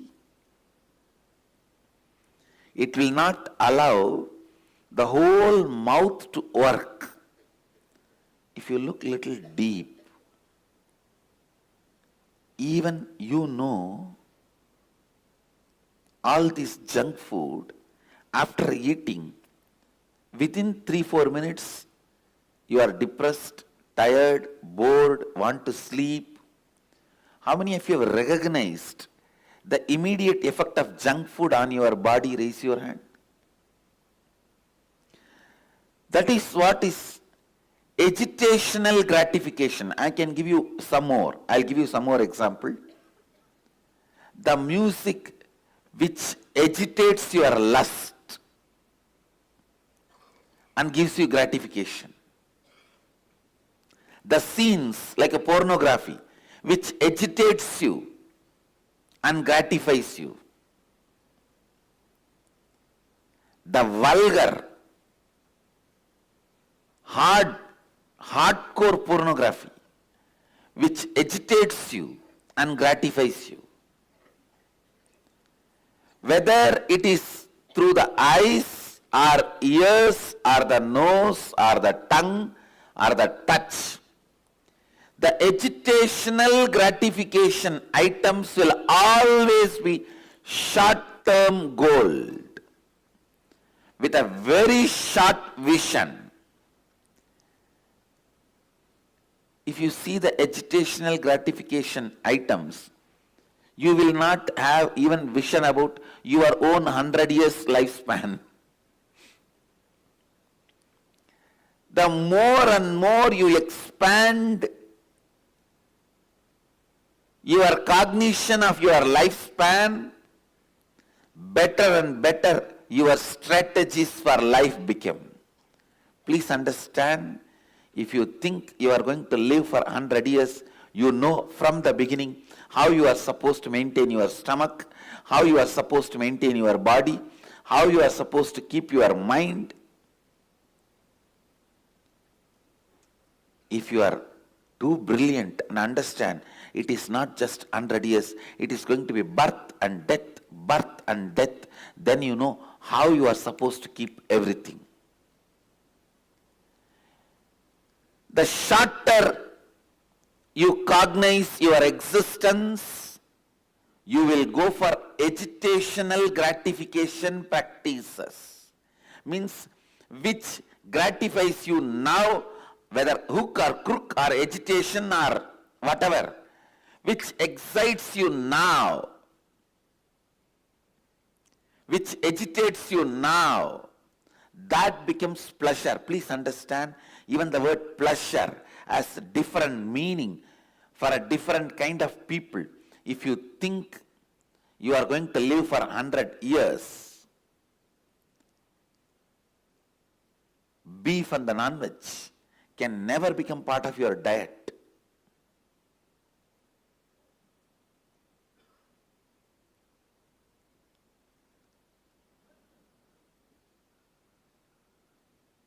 It can never become part of your diet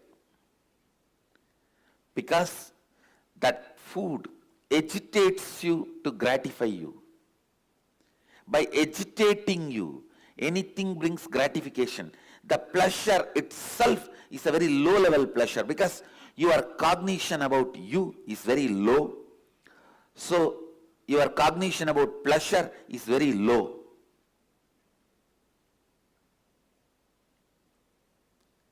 If you think your lifespan, your existence is much more, then the idea of your pleasures will become different. The ideas about your pleasure will become different. Understand if you think you are going to be having births and deaths, that's the truth. Till you are enlightened, the births and deaths is going to be your life cycle.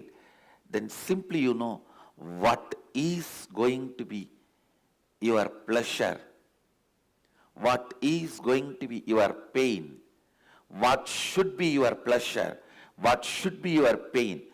Having a larger vision, more clear vision about you.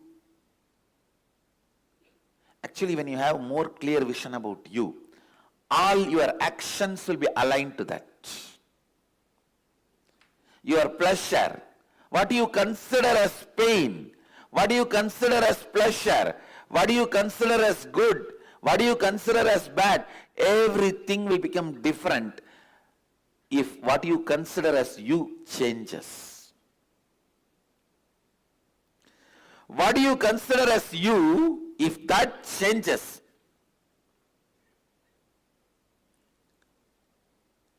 if you start understanding what you consider as you is little more than the immediate life you are observing. A common man looks at only that 20-25 years he is supposed to live healthily with all the so-called pleasure. By the time 25, he will have little money and freedom to do what he wants. And by the time he is 50, over, everything. So this 25 years only you consider as life. That's, if you consider only this 25 years as you and plan, that is what I call very, very short vision. Then all your strategies about you, life, everything will be vinasamcha, means destructible, based on destructible.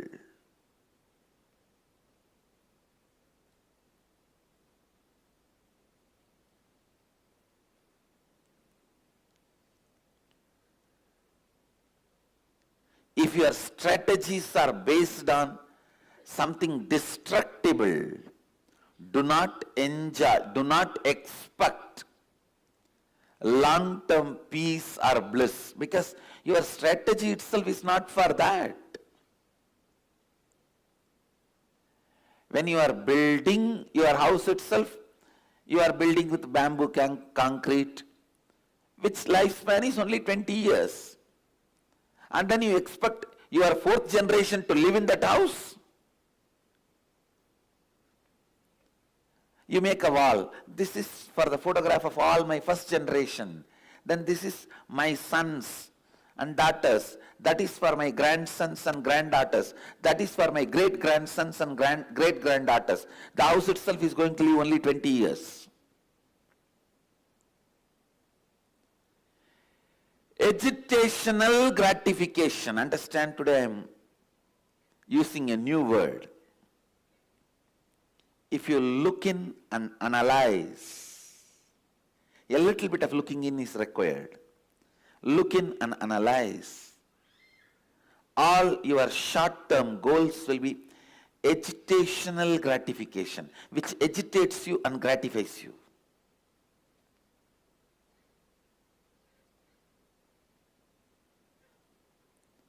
Even laziness,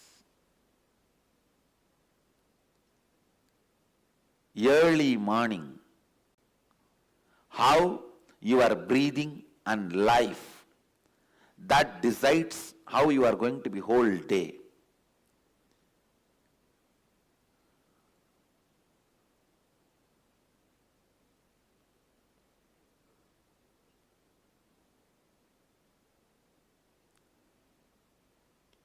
The morning kirtan, why this kirtan, two reasons. One, when you sing and dance, the joy becomes your biomemory, muscle memory. Second, you will have a strong, long breath. Morning having a strong, long breath is very good for your health. That is why I saw a few people who are sitting and waiting for the breakfast to be served. I think Vitashoka understood the tone with which I said, here nobody is serving breakfast, get lost. Then he understood. I am not asking him to go back. I am asking him to participate in the kirtan. Understand?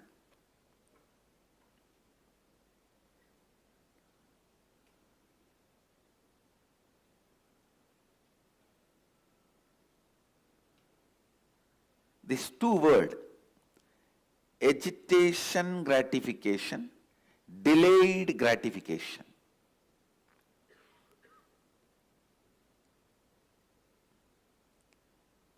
When you think you are going to exist only this 20-25 years which is in front of your eyes, you will always opt for only agitational gratification things.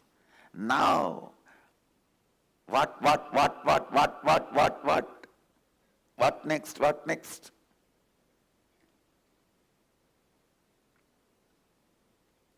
If you understand,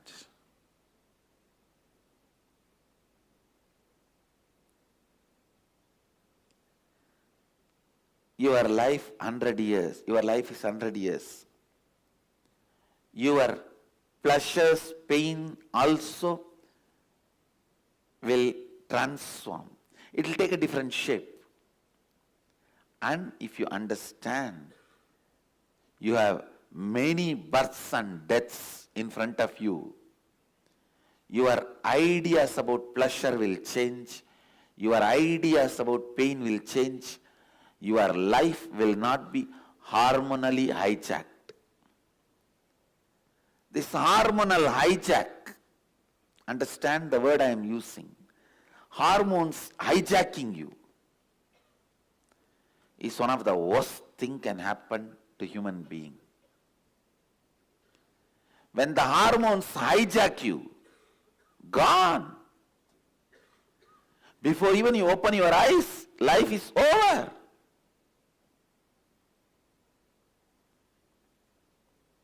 I always tell people, marriage is the bailable offense and child is unbailable, non-bailable offense.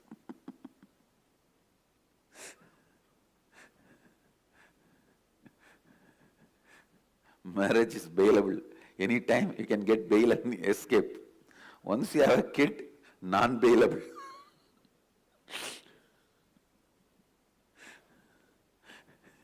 It's non-bailable.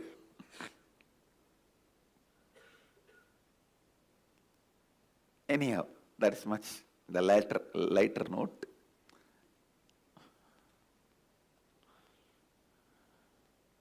Listen, we don't even need to look into those things. At least look into these two words, agitational gratification and delayed gratification. Anything which makes you get into this agitational gratification is the mental setup based on perishable. Means you are worshipping perishable. When you are worshipping perishable, you are bound to be perished. You are planning to get perished. Then don't try to cry when the perishing happens to you. Because you planned for it. You asked for it. You worked for it. You are having it. Why are you crying when you get it? If you worked for name and fame, you will have it. If you worked for money, you will have it. If you worked for love, you will have it. What for you worked, you will have that. If you worked with the perishable, understanding, worshipping the perishable, you will perish. The agitational gratification, whether it is food or sound or visual or smelling or the touch in any sense, even imagination, the mind, which is totality of all these five, in any level, if agitational gratification is your goal, if that is what you perceive as pleasure, if that is what you perceive as the goal of life, please understand you are worshipping perishable. And you are bound to be destroyed.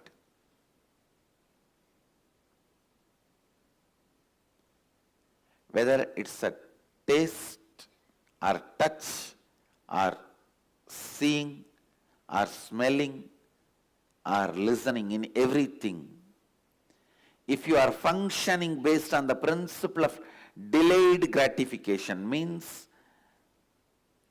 a long-term vision about you and about what is pleasure and what is pain.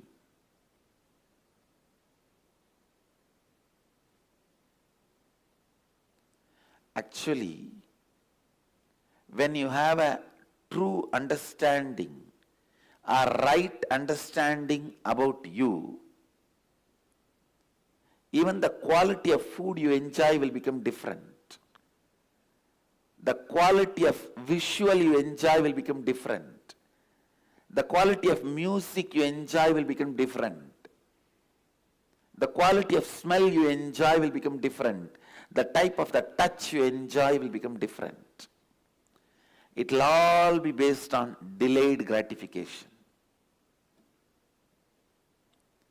I wanted today's Vakyarth Sadas to be on these two words, agitational gratification and delayed gratification. Whenever you are enjoying what you consider as pleasure, please see, are you agitated, are you peaceful? Are you agitated, are you enjoying? Are you grasping, are you grabbing? Grasping a person is love, grabbing a person is lust. Understand, there is a difference.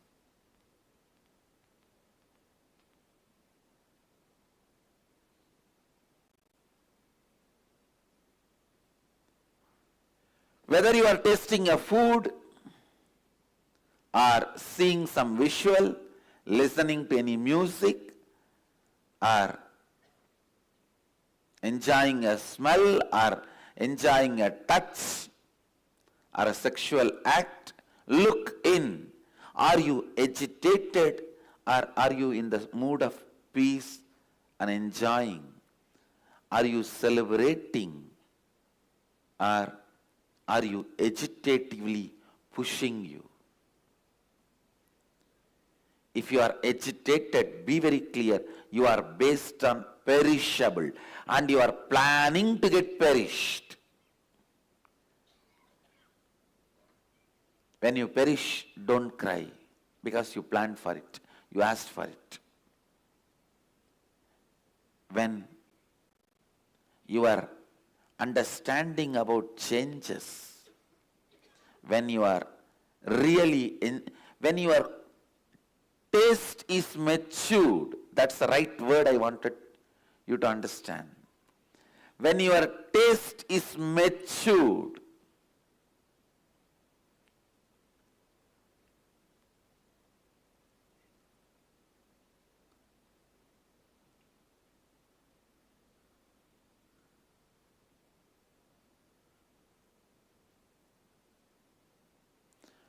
the matured taste shows the matured person. Then you are strategizing yourself. You are cognizing yourself and strategizing your life on imperishable. I tell you, there is no shortcut. Straight, perishable, imperishable. Are you cognizing yourself and strategizing your life on perishable, or are you cognizing yourself and strategizing your life on imperishable? Over. Truth is the truth is the truth. Straight. How much ever these light theologians, I'm using a new word, the light theologians means who are trying to meet both the ends. No, little love, little smile, little laughter, and enjoy everything, and God will also come to you through your back door. No. No. Upanishads, which declares authenticity by its own authority, is very clear. Sambhudincha vinashancha yastatvedo bayagam saga vinashena mrityun dirtva sambhudyamritamashnate. Either you cognize yourself and strategize your life on perishable or on imperishable.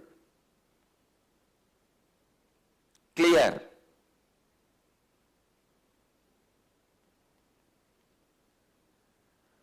Don't be cheated by these light theologians.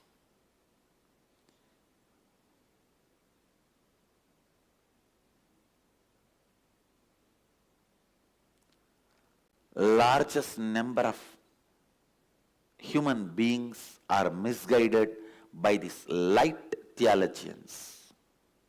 L-I-T-E, not L-I-G-H-T, no. L-I-T-E. I can give better word, light beer theologians.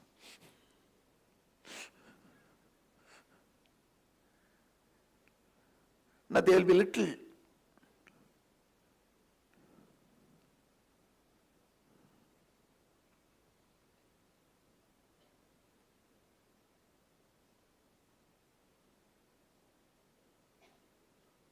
Please understand,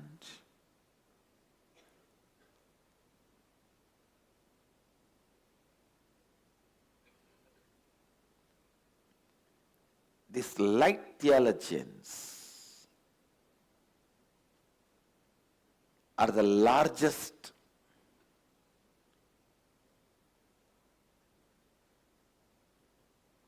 I can say. Light theologians are the fellows who are putting people into delusion, misguiding. The largest number of human beings are misguided by these light theologians. Because they try to give you the confidence. No. Build your cognition and strategize your life on perishable. But you will be imperishable. How?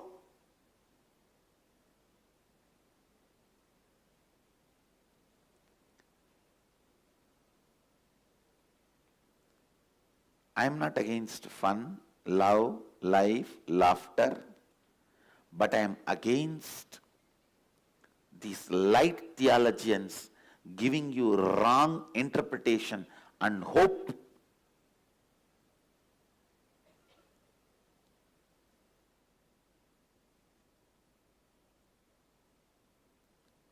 For their entertainment circus tickets to get sold. They do not care about your life. They do not care about your future. Today for their show, if they sell few thousand tickets more, that is enough. The light theologians. That is why they don't care about whether you build, you cognize and strategize yourself based on imperishable or perishable. They say, come on, don't think too seriously, because he himself cannot think. If he thinks something serious, he becomes tired. So what to do? Don't take things seriously. Laugh. Love. What do you know about love? What will you know about love if you cognize yourself as a perishable, short-term,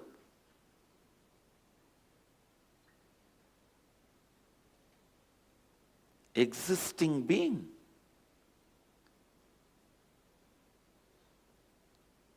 I tell you, these light theologians are the greatest cheaters. They are not teachers.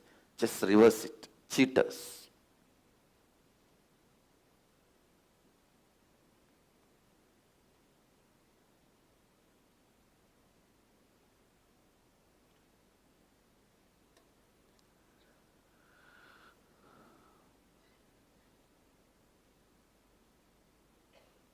Laughter.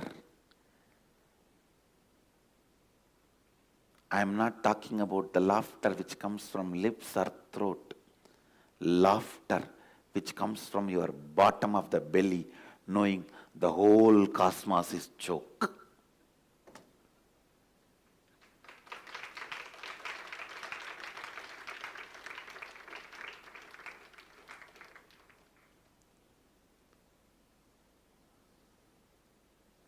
The dance, not just to forget your depression for 5 minutes. The discotheque cabaret, no. It is with the cosmic understanding of the whole thing is dancing, vibrating.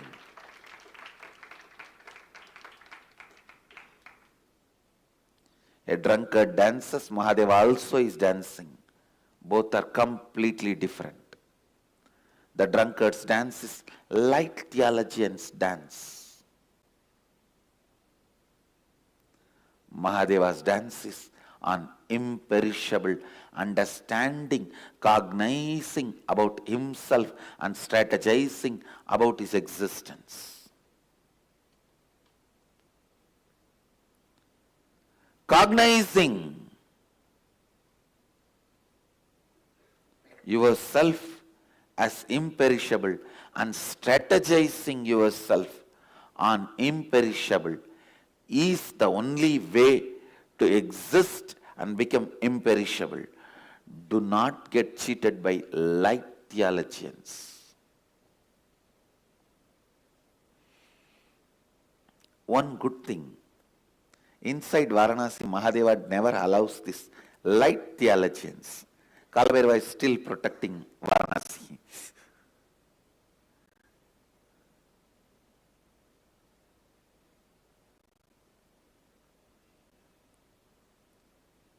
Kalabhairava is still alive.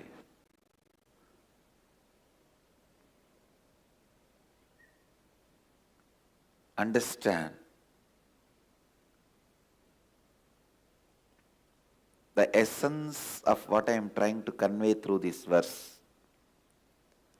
Your cognition about you should be based on imperishable components, means soul, consciousness, which does not perish. Your understanding and idea about you should be that you are a consciousness, you are a soul which doesn't perish, which is imperishable. And based on that cognition, strategize your life. Based on that cognition, develop the taste of good, bad, right, wrong, pleasure, pain.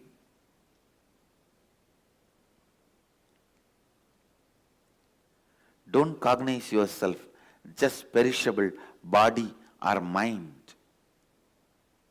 And don't strategize your life based on this perishable cognition. Then your pleasure, pain, everything will be too short, small, agitational gratification. You will be killing yourself with agitational gratification as your pleasure. just itching you feel on the body and scratching it. All your pleasures will be nothing more than scratching. Maybe with a different object, different person, different parts. That's all. More visually I don't want to describe. Scratching yourself with a different object, different person, different places is not pleasure. That's what I call agitational gratification. Just to gratify your agitation, what you do, you call that as pleasure?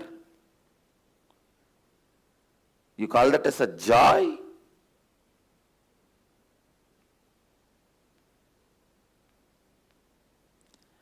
Let you be clear.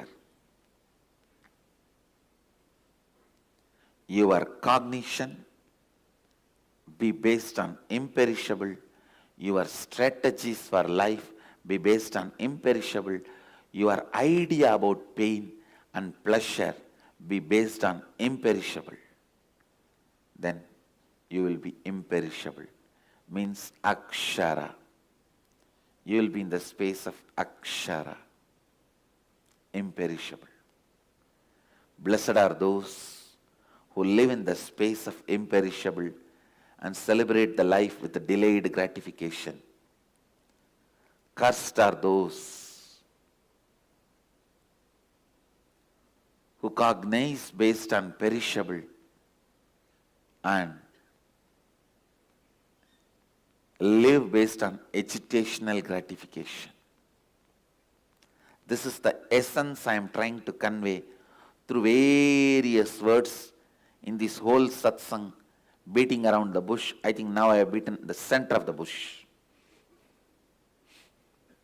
The last few statements, I did not use the social politeness. I am straight.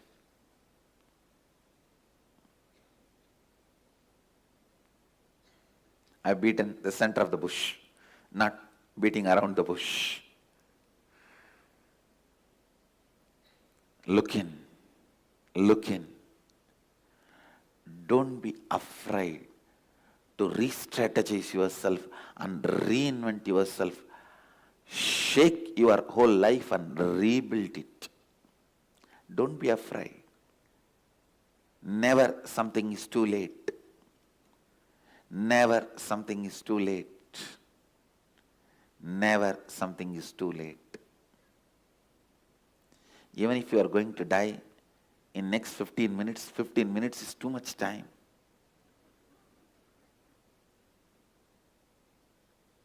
"15 minutes is too much time. Whether you are going to die within next 15 minutes or 15 years or 50 years or 1500 years, it's not too late. Come back to imperishable. Let not hormones hijack your consciousness and cognition about you. Let the hormonal hijack not happen in your life. Let hormones not be strategizers of your life.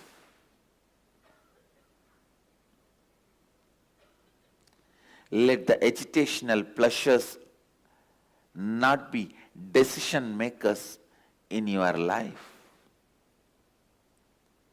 The agitational pleasures should not be the decision makers in your existence.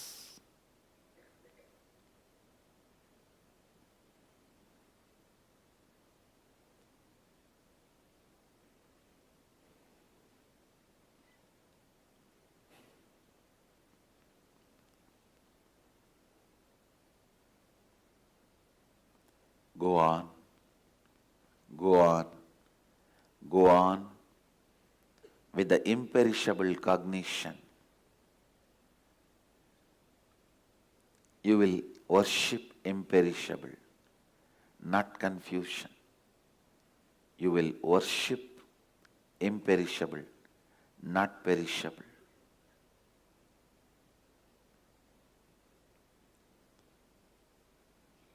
That is what Upanishad declares as worshipping imperishable consciousness.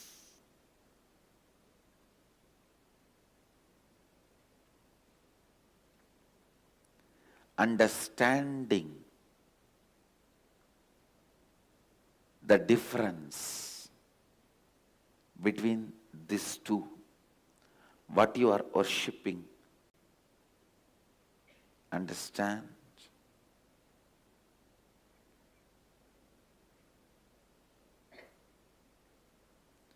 Don't be cheated by light theologians. Sanatana Dharma, Sanatana Hindu Dharma suffers with these light theologians more than any other religious leaders, I tell you. Even other religious leaders are not harming Sanatana Dharma so much than these light theologians.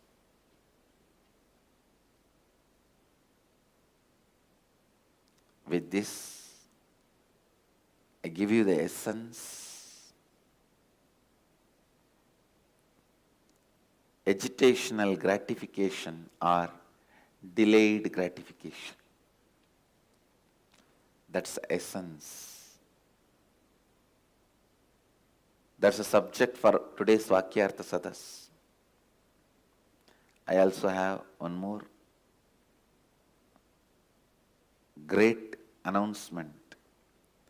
This time, Akhil Bharatiya Akada Parishat means the largest apex body of Hinduism, under which 13 Akadas and 10 lakh sannyasis, 1 million sadhus live.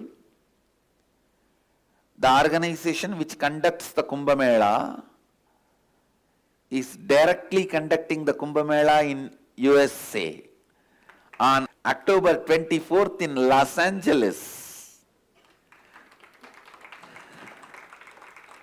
The Kumbh Mela is going to be directly conducted by Akhil Bharatiya Akada Parishat.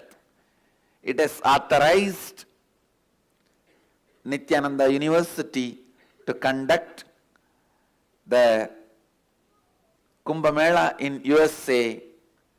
So this time USA Kumbh Mela assumes the sanctity and significance. It is conducted by Akhila Bharatiya Akada Parishat, which is conducting all the Kumbh Melas, which is responsible for all the Kumbh Melas. First time Kumbh is coming to USA.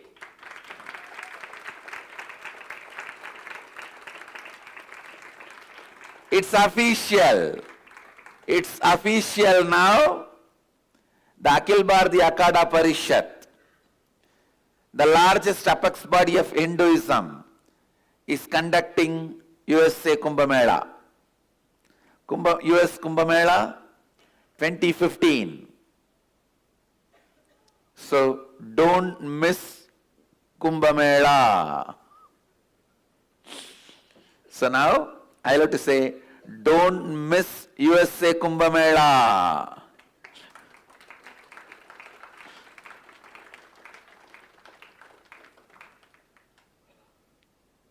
The Kumbh water, Kumbh Tirtha, has already reached USA, and I commit with you guys, I'll plan by next year at least few Naga sadhus will be flight there to US, and we will have a legal permission and have literal Shahi Snan parade. We will have Shahi Snan parade by next Kumbh Mela, USA Kumbh Mela. I think US need to see the Shahi Snan parade. They have not seen anything like this. So, let US Kumbh Mela happen this time. Next time, Shahi Snan parade. So, October 24th in Los Angeles, US Kumbh Mela is conducted by Akhil Bharatiya Akada Parishat directly and don't miss USA Kumbh Mela.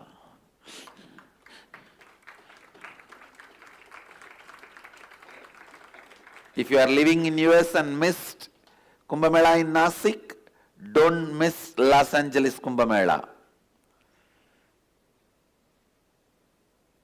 With this, I move to the next segment of the morning satsang. I bless you all. The next segment is Kalpatar Darshan. I bless you all. Let you all radiate with integrity, authenticity, responsibility, enriching, causing living Advaita, the eternal bliss, Nithyananda. Thank you. Be blissful. Nithyananda Dhyanapītam, Nithyananda Nagar, off Mysore Road, Bidadi, Bengaluru. Phone 08027279999. www.nithyananda.org. www.youtube.com/lifeblissfoundation. It is from your depth, cognition. For women, even